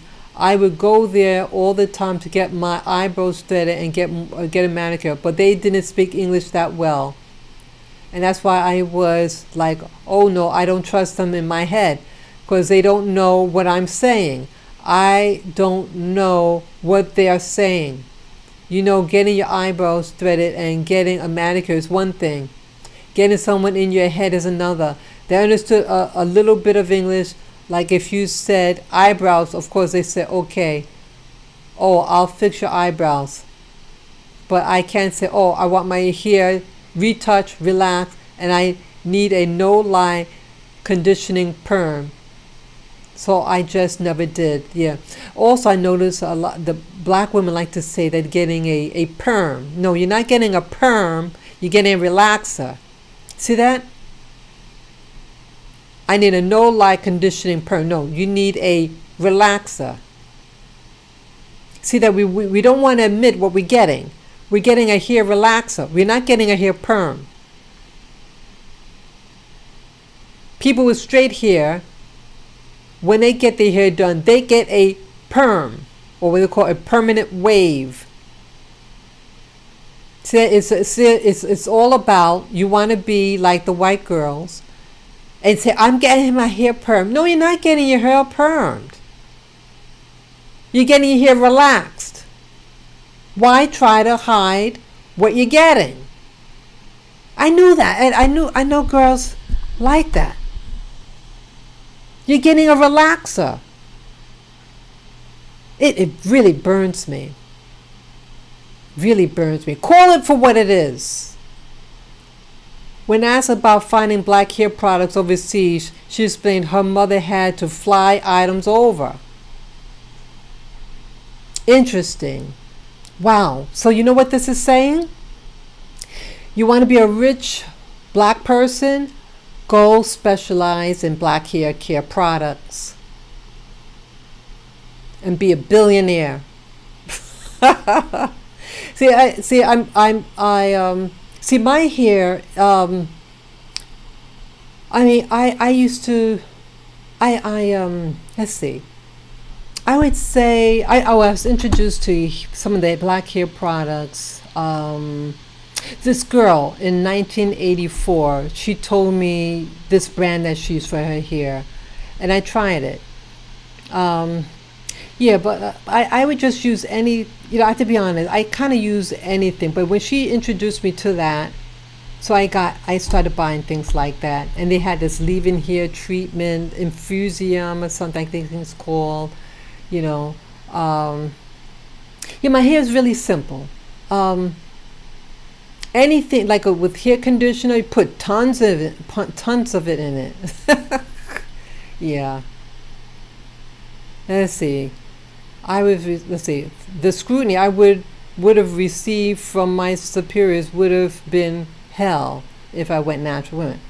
Oh, the scrutiny I would have received from my superiors would have been hell if I went natural. Oh, interesting. See that? Yeah. Black people, blacks in the military it's pretty much exclusive. That's how it's racially segregated. Here, yeah, white people do here. The whites that serve as the military, it's almost exclusively white. People who it's European centered here type. And again, when I went to school, because I briefly went to hair school, cosmetology. Now, in school, you're required to know the different methods. So why is it that when a white person comes out, why don't they do it? It's like a doctor, a medical doctor. Oh, I never took out a liver from a black person. Oh, I never. You know what I'm saying? It sounds ridiculous. Yes, there's so many different types of hair textures, but basically what you're supposed to do. It's very political. It's very political, all this stuff. Let's look at this. I'm so proud of the fact that we're fighting for ourselves because nobody fights for us. Okay, this woman was in the military. She is a makeup artist now, but she served in the military for many years. Many years. Very interesting. Let me stop that. Let's see, what is this now? We click this out. Yeah. Yeah, this is very political. Yeah, I'm just going through this for the first time. Oh, that's nice. Oh, this is pretty.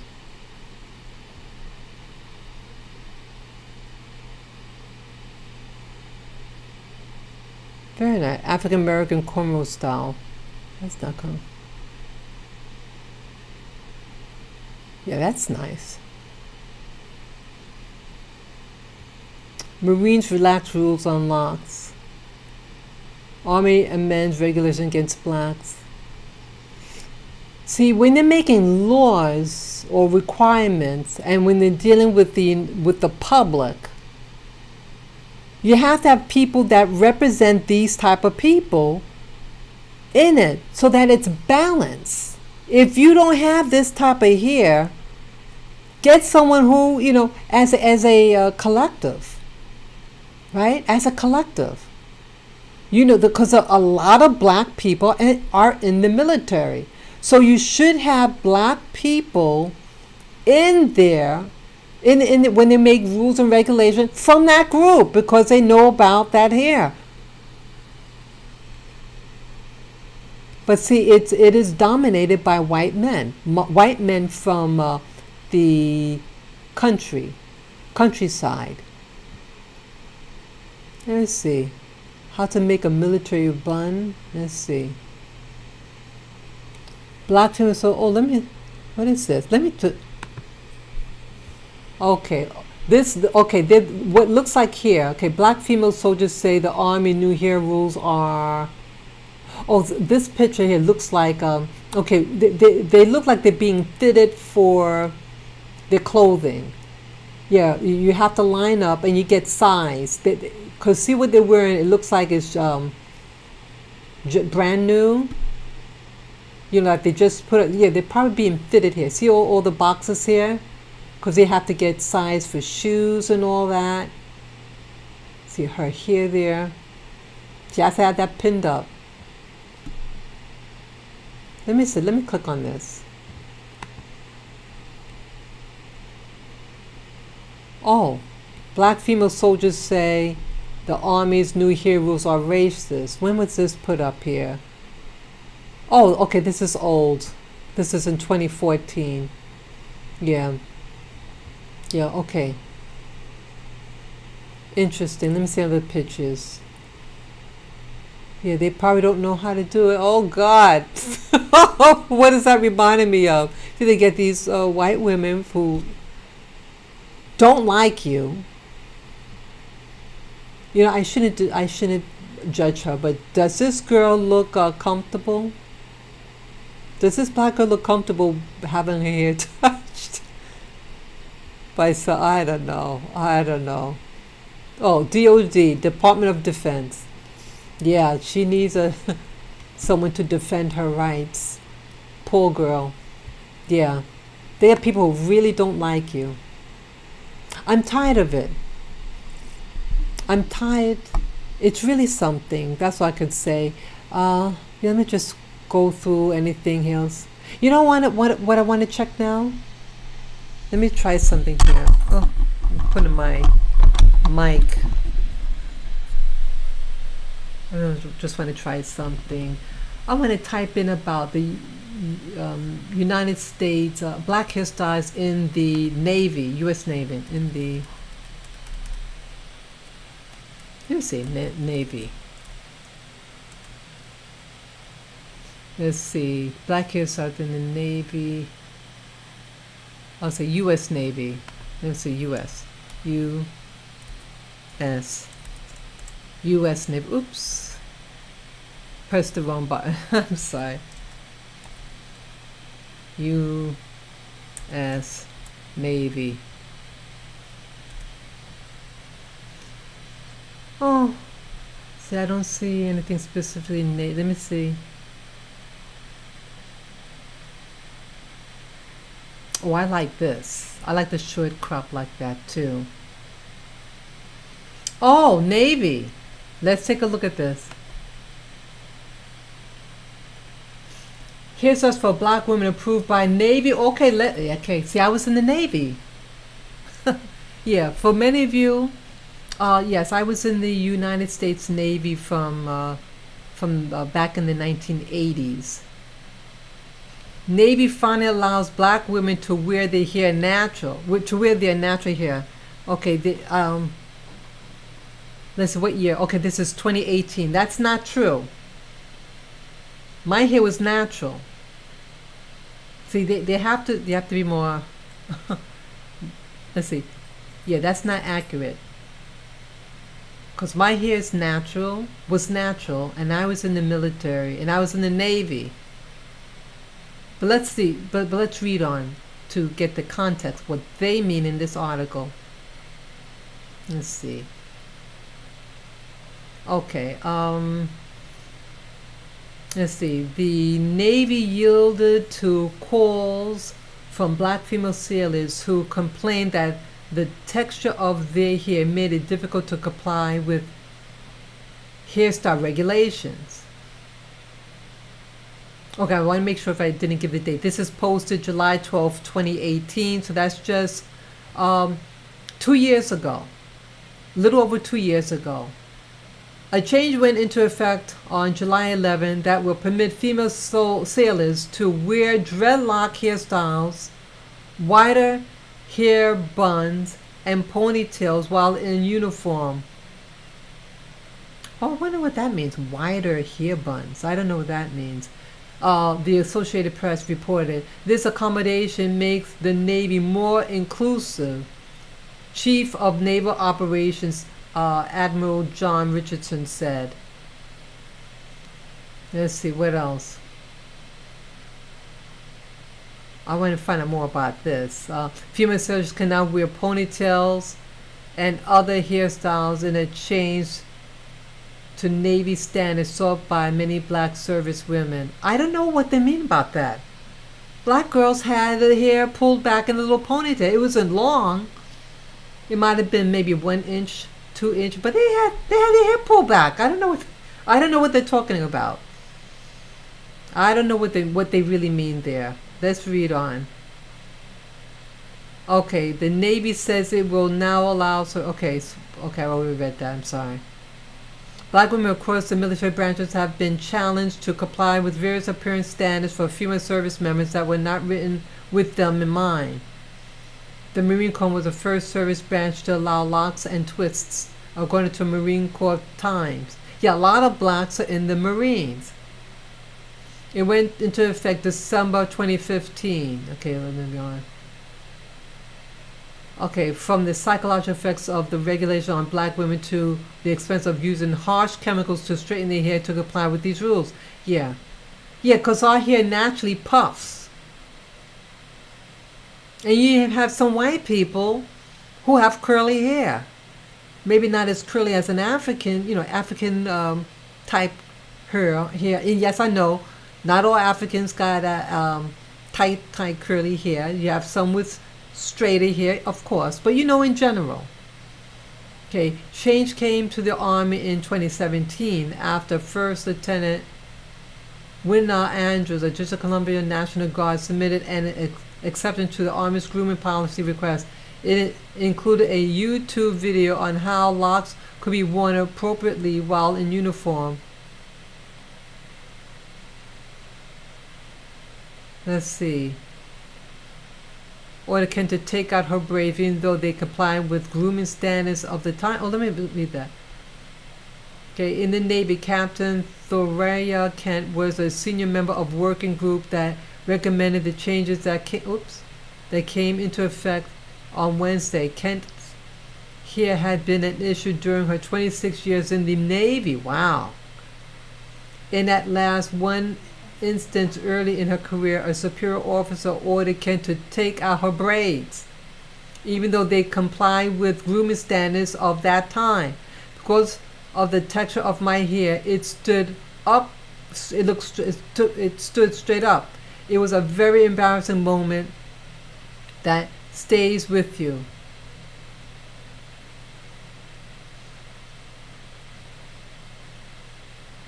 Let me see. Let me see here. Okay, that's all I can see there.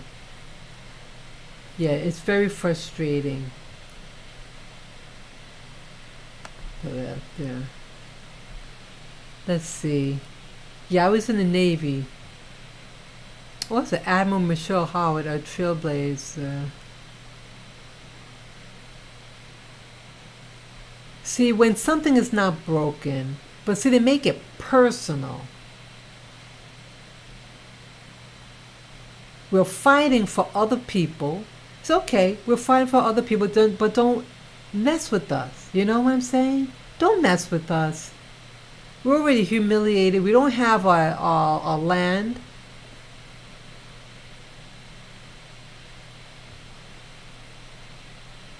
You know? We're fighting your wars. Leave us alone and let us have our hair. Oh, let's look at this. New Navy grooming styles. Let me see. See that? They get black people to do black hair.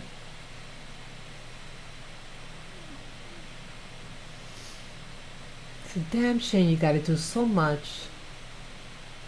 Let me see here. Let me click on this. I hope you guys aren't bored. But this is something. I mean, I know what I went through in the Navy. And again, my hair is not as tight a curl as most black people living in North America.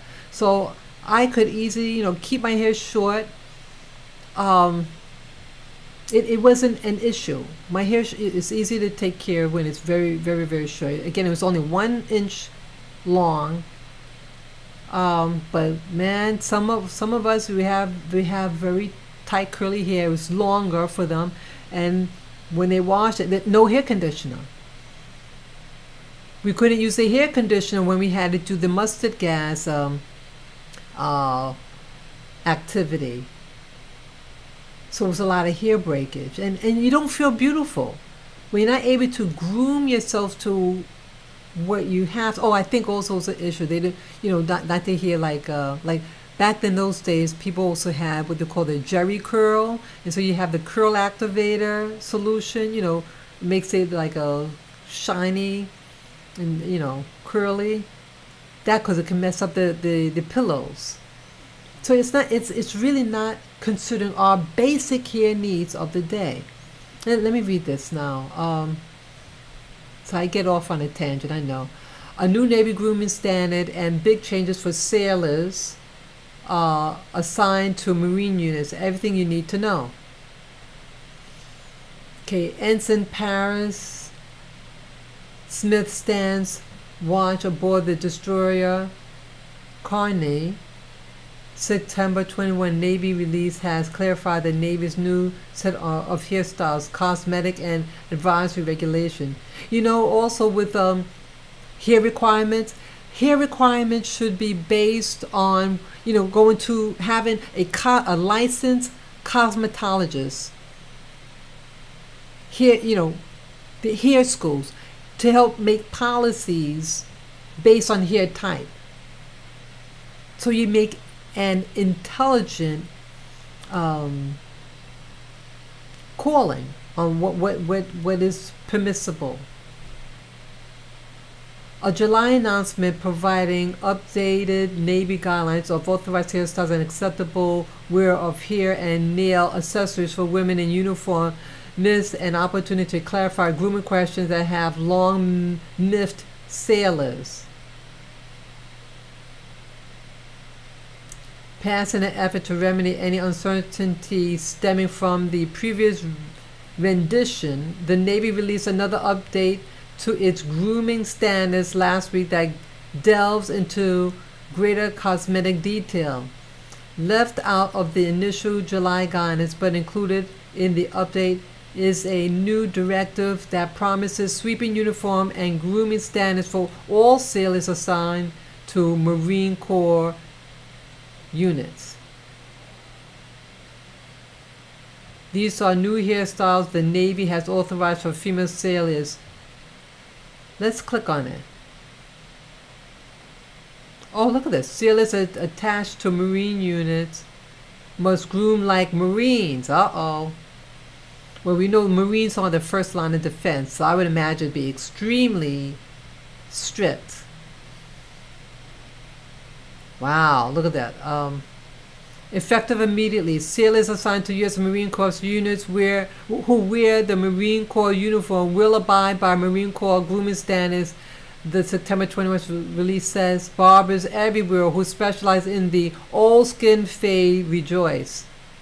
Female sailors assigned to Marine units must also adhere to Marine Corps cosmetic regulations, including hairstyles, accessories, fingernail polish, and makeup. Uh-oh. Clarification on the lock hairstyle. What is that now? Let me see. What is that? The July announced authorized free hanging braids and ponytails, lock hairstyles, and expanded rules for hair buns for all female sailors in Navy units. Freestanding ponytails or braids, previously only authorized in physical training uniforms, are now allowed for women wearing service uniforms. Rules on lock hairstyles, meanwhile, specify that locks must continue from the root to the end of the hair in one direction. No zigzag curves or ending before the end of the lock to detangle as a wisp or loose hair. Brother. Short, medium, or long locks length are acceptable, but the Navy requires the style to present a neat and professional military appearance. Uh-oh. Locks can be free, hanging, and loose, where no hair is added to the lock once it started, other than hair extensions that are attached to natural hair, and can also be worn in a bun as long as the Navy's grooming requirements are met. Full locks are also authorized as long as the hairstyle remains in compliance with Navy regulation. Locks are not allowed to be combined with other hairstyles. See, segregating and segregating. Segregating black with non-black. What is this now? What you need to know? Let's see, rings or color. Okay. Okay. Oh, nails. Yeah, nails, that wasn't an issue back when back in the 1980s, a lot of blacks didn't get their nails done. Still in the 80s, early 80s especially, that was what a lot of whites, older white women would get their nails done. By the 1990s, that's when, I guess, with the videos, the hip-hop videos, and the girls in the videos, with their long nails. So I think that's when it changed. That's, I think, when it changed. Because back then, then I didn't see any girl with nails done. I had naturally long nails, and me and this other island girl, she had nice nails, and she got it done. But yeah, back then, not many black girls I know had their nails done. That's interesting. Let me click on, hope you guys aren't bored with this. I want to click on the video. They have like a video here. Let me see if I can find it. Okay, this one here. Okay, let me click on this. Hope it goes.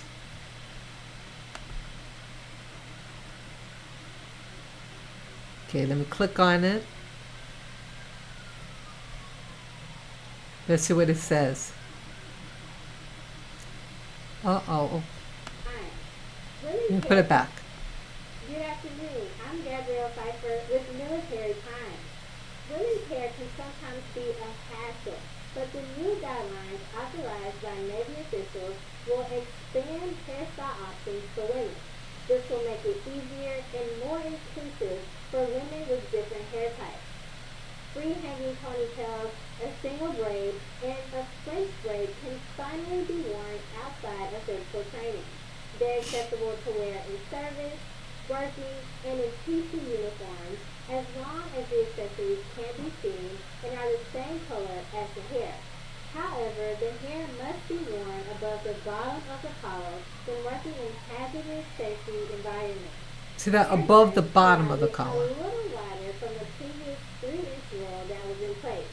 The width of a bun can now be up to the same width as the back of the sewing's head. The approval of dreadlock hairstyles is a big change, especially for African American women with natural hair. Previously, they were forced to cut their hair or wear a wig.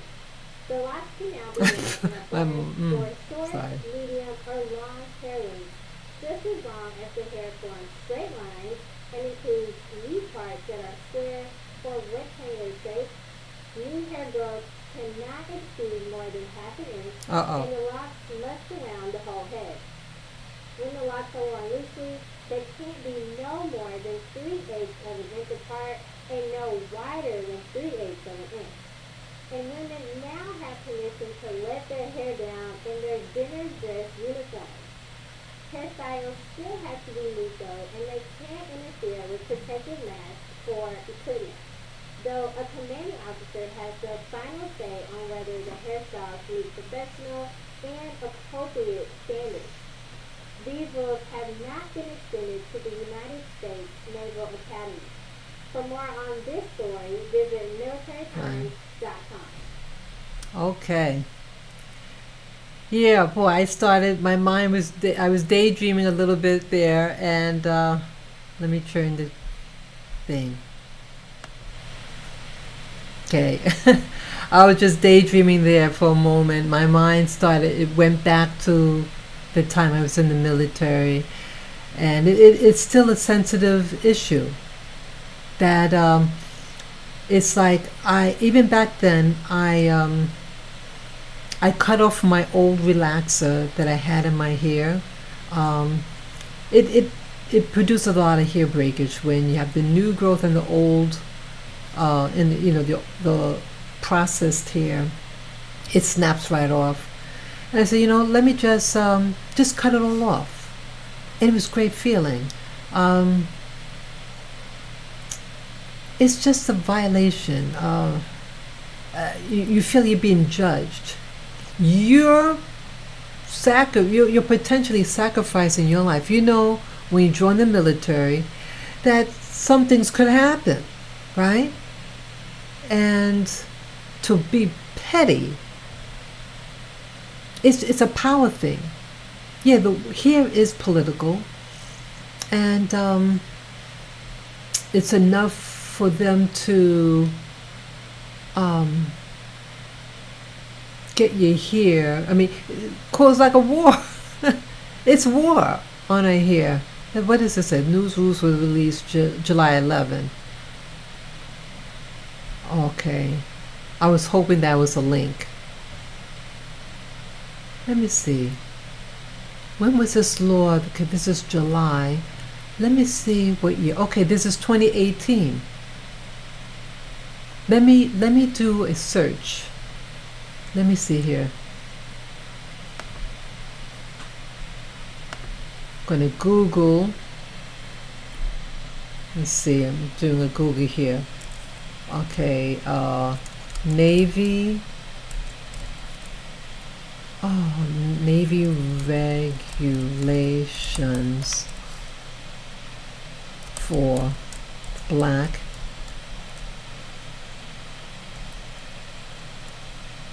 for black females.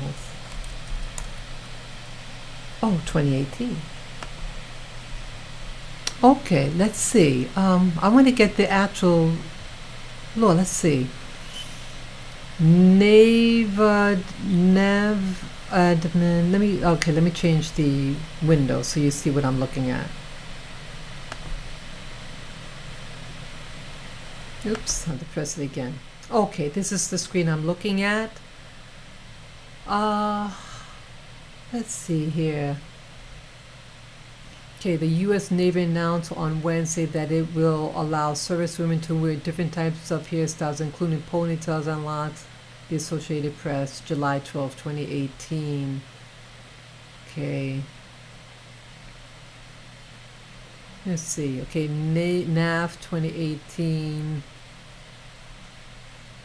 Oh, okay. Male and female says and black relax picture. Okay. What's that?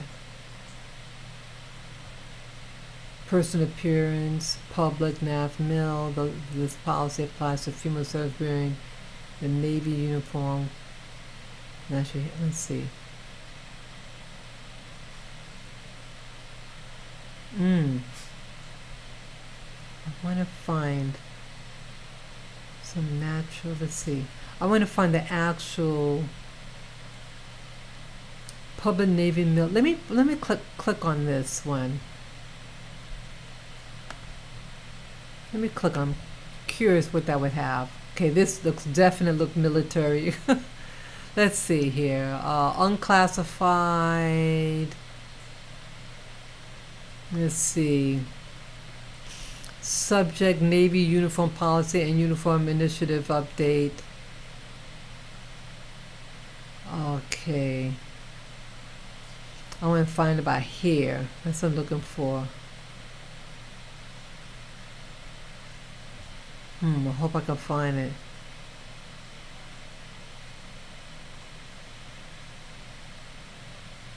Yeah. See, think it is personal. Your hair is your glory. Okay, it is. And when you tell a woman, you shame us. Let me see here. Okay, here's something here. Number 3. Female hair grooming standards. Effective immediately. The female hair grooming standards are expanded. Wearing of approved hairstyles is authorized provided doing so does not prohibit the proper wear of safety and damage control equipment. I have to stop there for a second. What happened in the past was our hair was getting damaged because of what they wanted us to do with our hair, or what not to do with our hair caused us to have damage. Okay, let me read on. Facilities uniform headgear being worn squarely on the head and does not present a safety hazard to this city as determined by the unit commanding officer. Braids and ponytails. Current policy permits commanding officers to relax hair grooming standards during command unit physical training to include allowing free hanging ponytails. Policy is not expanded to authorize wear of a single braid, French braid, or a single ponytail in service, working, and PT uniform.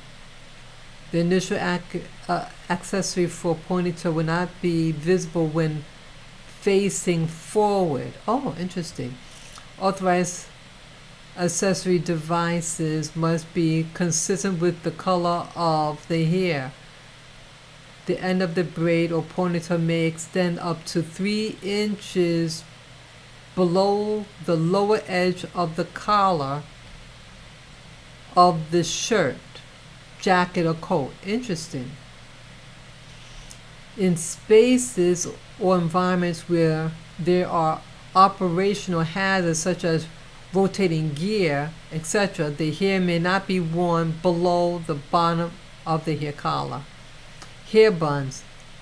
Current policy is the bulk of the hair bun when measured from the scalp will not exceed 3 inches. Wow.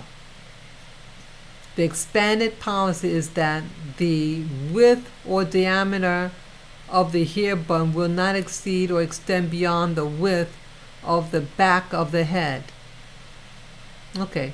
The hair bun will not, okay then. Wait a minute, let me read that again. Hair buns. Current policy is the bulk of the hair. Okay. Not exceed 3 inches. Okay, but now they say, okay, the expanded policy is that the width or diameter of the hair bun will not exceed or extend beyond the width of the back of the head. Okay. Yeah, because see our hair, when you have curly hair, and if you put your hair in a bun, that thing is going to be puff puff. It's going to be big. Lock hairstyle. For the purpose of Navy uniform regulations and grooming standards, a lock hairstyle, locks, consists of one section of hair that twists from or near the root to the end of the hair, creates a uniform uniform ringlet or cord-like appearance. Locks may be worn in short, medium, and long length in following manner. Locks must continue from the root to the end of the hair in one direction, etc. Okay, let me just go on. New growth. New growth. Definition as hair that it naturally grows from the scalp and has not yet been locked, will not exceed 1/2 inch at a time. Locks that do not meet the above standards and do not present a neat and professional military appearance will not be worn in uniform. So what if you're in the battlefield and your hair will grow? And so what are you supposed to do? And they know this. It's another way of fighting us. And so you're on the battlefield and you have the dreads and you need a touch up. So they can actually force you to shave your hair. They could demote you, say you're not in uniform. And they'll tell you to go get it done. And so it affect your ability to get promoted. Yes, it could, yeah, because it put a mark against you. They'll say, you're not a 4-0 sailor. Okay, relax hair requirement with dinner dress uniform. Female sailors are authorized to wear their hair below the lower edge of the collar of the blouse, jacket, or coat of dinner dress uniform being worn. All other hair grooming requirements would be observed. Wait a minute, I don't understand that. Female sailors are authorized to wear their hair. Okay, I know what happened. They're authorized. Okay. I was reading it in another way. Okay. Interesting. Very interesting. Yeah, it's changed the uniforms. The Navy's wearing things that are so different. They're wearing things like what the Navy, what the Army wears. That camouflage, that camel color, camouflage stuff, and the tan boots. Very interesting. This is very important, yeah. I didn't know about things that were written. We didn't get anything, written policies on the do's and the, what the regulation says. That would be important. So those of you who are listening now, got this far in this video, that get a copy of this, of these rules and regulation, and carry it with you. Study it. Study it. Let me see anything else here. Let me change this window. Yeah, let me see what's here. Let's post this. Okay. Yeah. Okay. Just look on this screen here. Just to see everything is still running here.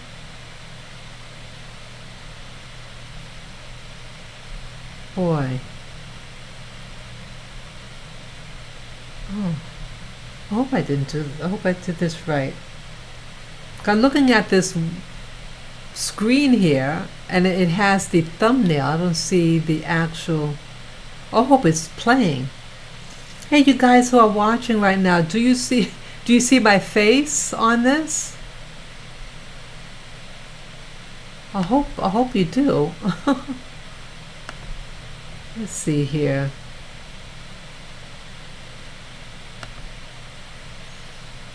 Well, I hope it's playing right. Just looking at this, more pictures here about the military. Yeah, it's very it's very personal. Yeah, in the military now, see, it's more and more different ethnic groups and different mixtures that are going into the military. Oh, wow. RTC, barbers at the cutting edge of boot camp. Interesting. Let's take a look at this. Let me turn the page. So you see what I'm looking at. Just looking at, you have an Asian doing black person's hair. Let's see. Very interesting. Yeah, when you go in the military, you'll see a whole sea of people. All different types of people. RTC, barbers at cutting edge of boot camp. Okay, this is 2015. Okay, reads here. Okay, though recruits face many uncertainties upon first arriving to recruit training command, the Navy's only boot camp, there's one thing of which the males can be certain: they will get their heads shaved. Yeah, men will get their hair shaved. You bet. You see, that with men, it's a psychological thing. To shave it all off. And isn't it something? See, they know, the military knows that getting your hair, for a man to get his hair shaved off, like in the Bible. Remember Samson in the Old Testament of the Bible? He got his hair cut by his woman who was really a spy. And what happened? His strength went from him. So when you do these things with the man, and if you cut it like a bald, okay, it psychologically takes away its power. So remember, see that image. Now, let me see if I can find that one with the guy, this guy here. See, isn't this a traumatization? He's being traumatized here. But you know what I heard? He won. He won the fight. He's a wrestler, and he won despite the attempts of this witch here cutting off his hair with such vengeance. He still won. More power to him. More power to him. Okay? It's to psychologically cripple you. But you stand a good fight, and you won. More power to you, sir. I want to read up more about this guy. See, I could commend him. And he's a mixed race. Okay? He's sporting the dreads or something like that. Okay, I already showed you what happened to him. Let me show it back.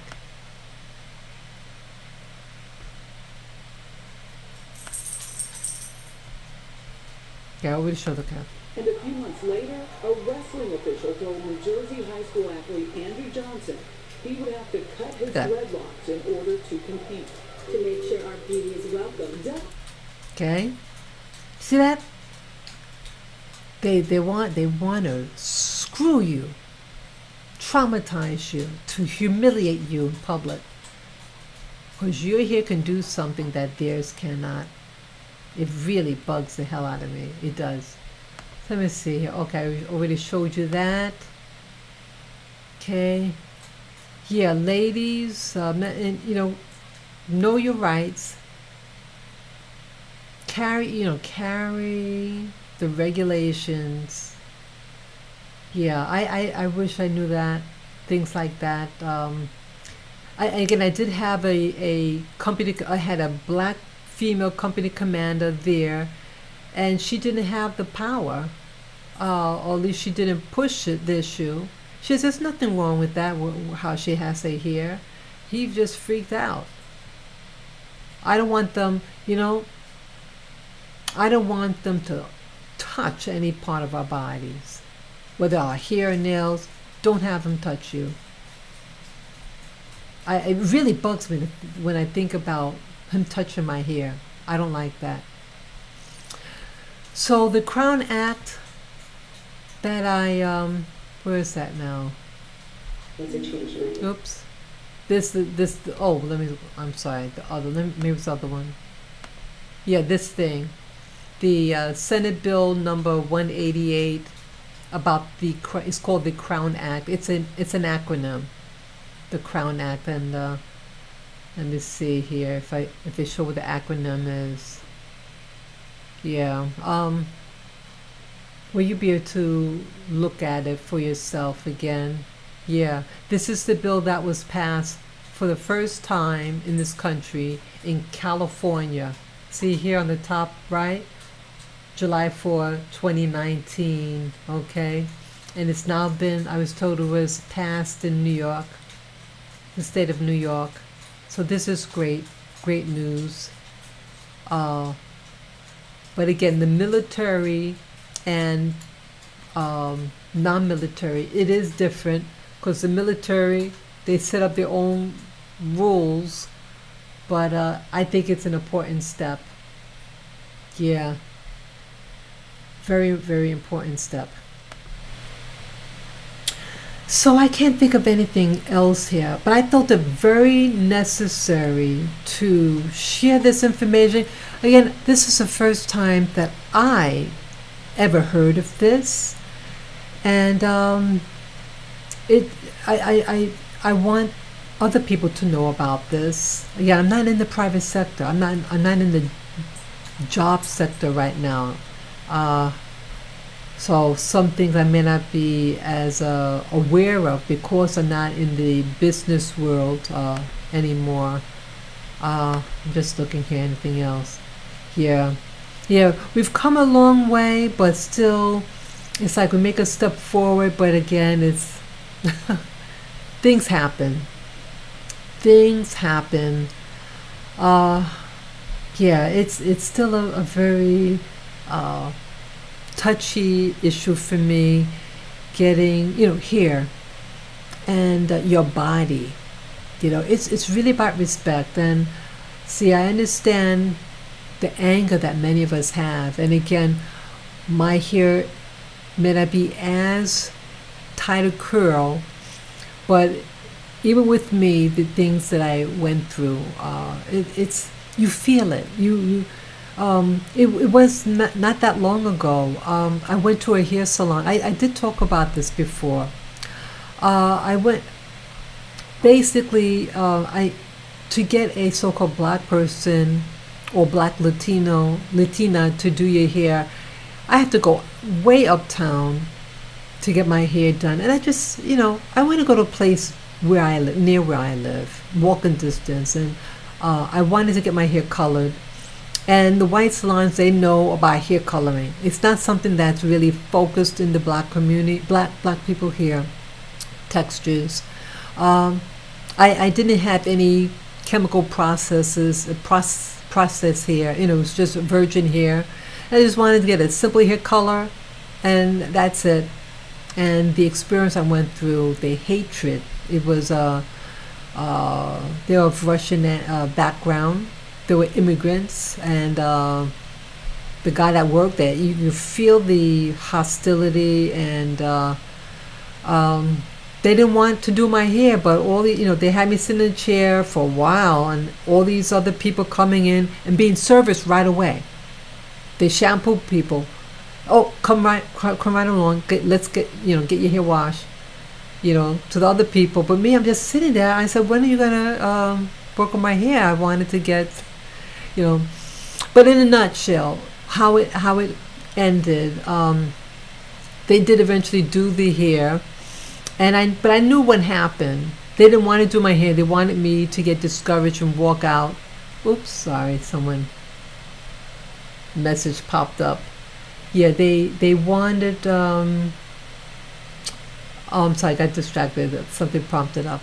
They wanted me to leave. They wanted me to leave, and they didn't want to color my hair. And so I said to them, excuse me, about my background. And some of my background is parallels their background. I wanted them to know that. I said, yes, I am I'm saying, now, yes, I'm a black person, but I let them know about my other background as well, just for conscience sake. They see what I look like now, but my genetics. And I let them know about my genetics that they would not obviously know about. And, oh, I'm so sorry that we treated you this way, and blah, blah, blah, blah, blah. Oh, next time, you don't have to wait. You come directly to me, and I'll blah, blah, blah. It's all those nice things. I didn't go back. No, I didn't. No, I didn't. Because you didn't want, the salon didn't want to do me. And see, racism is very strong in hair salons. And the experience that I encountered with a person who ran a hair, he ran a beauty salon. He was the owner of a beauty salon. And his wife taught at the cosmetology school near there. And he kept a segregated salon. He says, oh, the black folks, they have to go upstairs to get their hair done. Oh, because the chemicals and fumes, they don't mix and everything like that. And so we have to keep them upstairs. But in the meanwhile, he was doing my friend's hair, who does not look like a so-called black person, and he's doing her hair. I said, oh, really? And I just thought this was bullshit, because my friend had relaxed hair. And he's doing the coloring in her hair. Yeah, he said, you have to go upstairs to get your hair done. I said, oh. I just thought it was funny. It was really ridiculous. And it's a lot of racism in the hair industry. This was back in 1987. And I went to cosmetology school from February to December of that year. And I said, I had enough. I had enough of the curriculum. I would be required to do black hair, but not really be taught black hair care, black hairstyles. The school was still focused on doing straight hair. And so, just because of my physical appearance, I would be required to do black hair, but not my white counterpart. Even though we go to the same school, we get the same license, but I alone. And I didn't like that. And it wouldn't have been so bad if I was taught how to do black hair, but we really weren't. And I didn't want a black person to come to me and my not being able to adequately to really do their hair. Again, my hair is not exactly like a lot of other black girls, So I didn't just want to have the skin color and not having the actual knowledge or hands-on experience doing really hair texture that is even more African than my hair texture, No, it's not fair. I want to be able to do an excellent job, not because what they think I can do. I want to actually be able to do it. But back in those days, there weren't black people really going to that school. Not for hair school. But now things have changed. People move out. You get a new demographics coming in. This was in the 1980s. Okay, that's a long time ago. So, yeah, it's something. it's just people have to. It's racism, and it's systemic. Um, I don't know. Yeah. So yeah, I'm just looking at the screen here about the hair. I think it's great to be that you now can have your locks and everything, and just put in a nice style, simple style, whatever. The military is conservative. It is. They don't like things like the punk rock thing, the hair color, and so you have to have one hair color. You can't have two color hair. No. Yeah, they are conservative, the military. I'm glad I served in the military, but I'm glad I'm out. I can't think of anything else to really say, but I want to thank you all for watching. I know this was a long video, and I really wanted to get off my chest that this was all new to me about the Crown Act and to protect black people, to protect our hair, our hair texture and what's required of us in the job market or in school. Blacks are being shamed, and it's, I guess, enough is enough. Enough is enough. Shaming. Yeah, it's a shame. I can't stress it, but it's a shaming process. Shame that little girl in the parochial school, but yet those Catholic schools, they're not reprimanding those perverted priests, but they're going to try to shame a little black girl, and she looked really sweet with her hair like that. It looked really cute. Yeah. Let me stop. I'm rambling again. I thank you all, and yes, this I'm uploading this video on Black Com Warning channel. It's my secondary channel. I generally don't put videos on it, and I'm hoping that will be able to eventually upload to my primary channel, Spirit Journey. It's one word, capital S and a capital J. I'm looking forward to being able to upload on that. I'm banned, YouTube. Yeah, they're really messing with my channel. They either say, we'll put a block on your monetization. Yeah, okay, your video's okay for monetization. It's in compliance, but they withhold it, the monetization, and they know the pattern of my videos. My videos are watched like the first 2 or 3 days after it's initially uploaded, and then that's basically people watching it. So they prevent me from getting the money that I can get, and then they say, oh, it's okay, but it's already said and done. They wait some time after, and then they say it's okay for monetization. It already got screwed. Yeah, I uploaded a video on COVID and a medical doctor's testimony about medical treatment for the COVID-19, and they said it wasn't in compliance of their regulations, for showing that information, that it was well, you'll see, but it is what it is.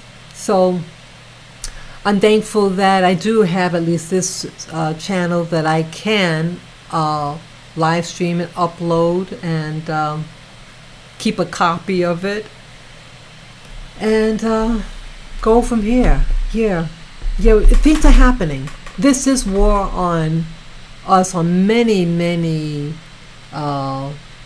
angles, and it's not just here, but it's about information, and people don't want us to know about certain things. They don't want us to share information. They want you to have the narratives that they want you to have. And so I am being shadow banned on many levels. Again, I didn't go on YouTube for the money. I didn't know about monetization.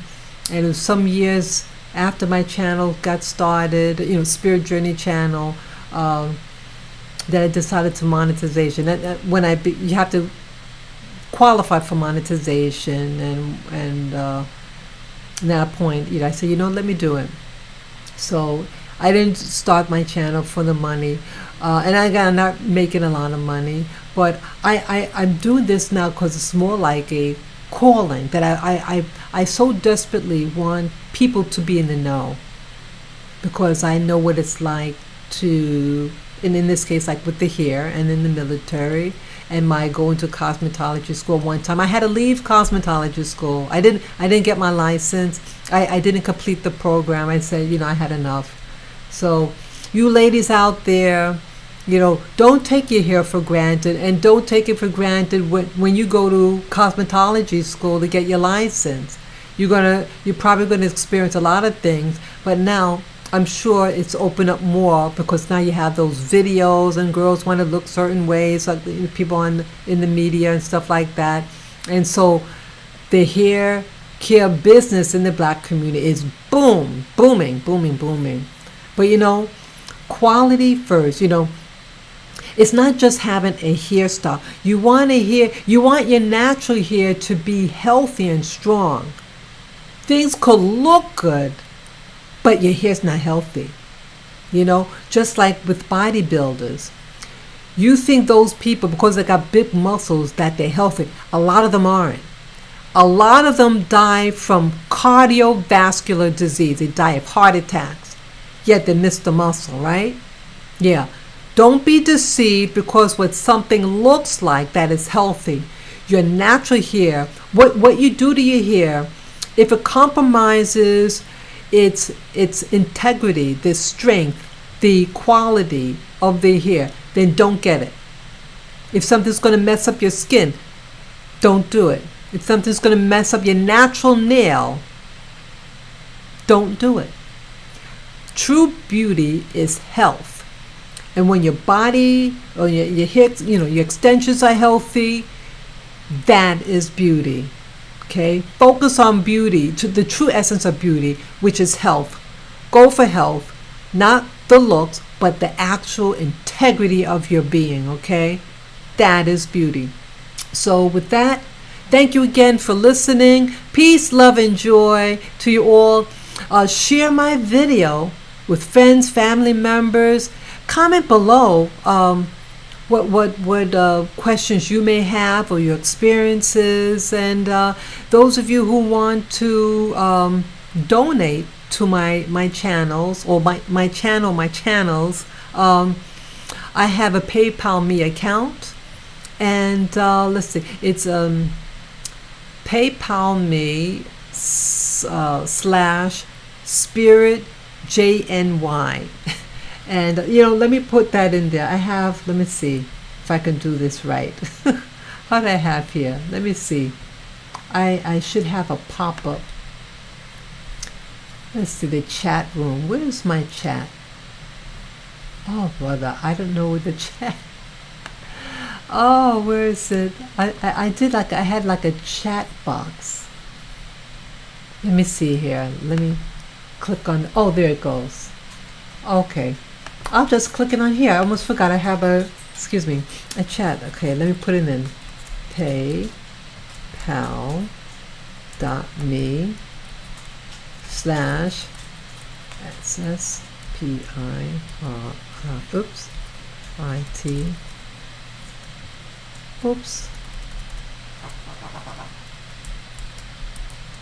JNY. Okay, PayPal me /Spirit Journey. Okay. Yeah, I just put it on the what do you call it? The chat room, and maybe I should put in the description also. Yeah. So it's PayPal me /Spirit JNY. It's in the chat room, so you can see it there. Yeah. So you just click on go to that link, follow the prompt, and any amount would be greatly appreciated. I thank you all in advance. to support me, to watch my videos, to comment below. Yeah, and to share it with your friends and family. I hope you learned a lot from this video. I hope you understand me and my experiences, and I apologize again if I offended anybody with some of the language I use. But it's a very passionate topic, hair and black hair care, you know. Yeah. So again, thank you, and be safe. Be safe out there. Treat your body well. Make sure you drink your water. What else? Try to eat natural foods. Cook your own food. You know, black women used to do all their own cooking. You know, I love eating out, but you know, learn how to cook your own food. Cook food for your personal well-being. Okay, ladies and gentlemen. Okay, yeah. Peace to you all, and you could do the early vote. Yes, I did my early vote. Go out there and vote. I know, you know, but yeah, get out there and vote. They're having an early vote in New York City and throughout the country. Go out and vote. And again, the election day is November 3. Okay? You vote how you want to vote for, you know, and pray for our nation, the safety for all of its people. Okay, thank you again for watching. Peace, love, and joy to you all. Okay, signing off. Bye bye.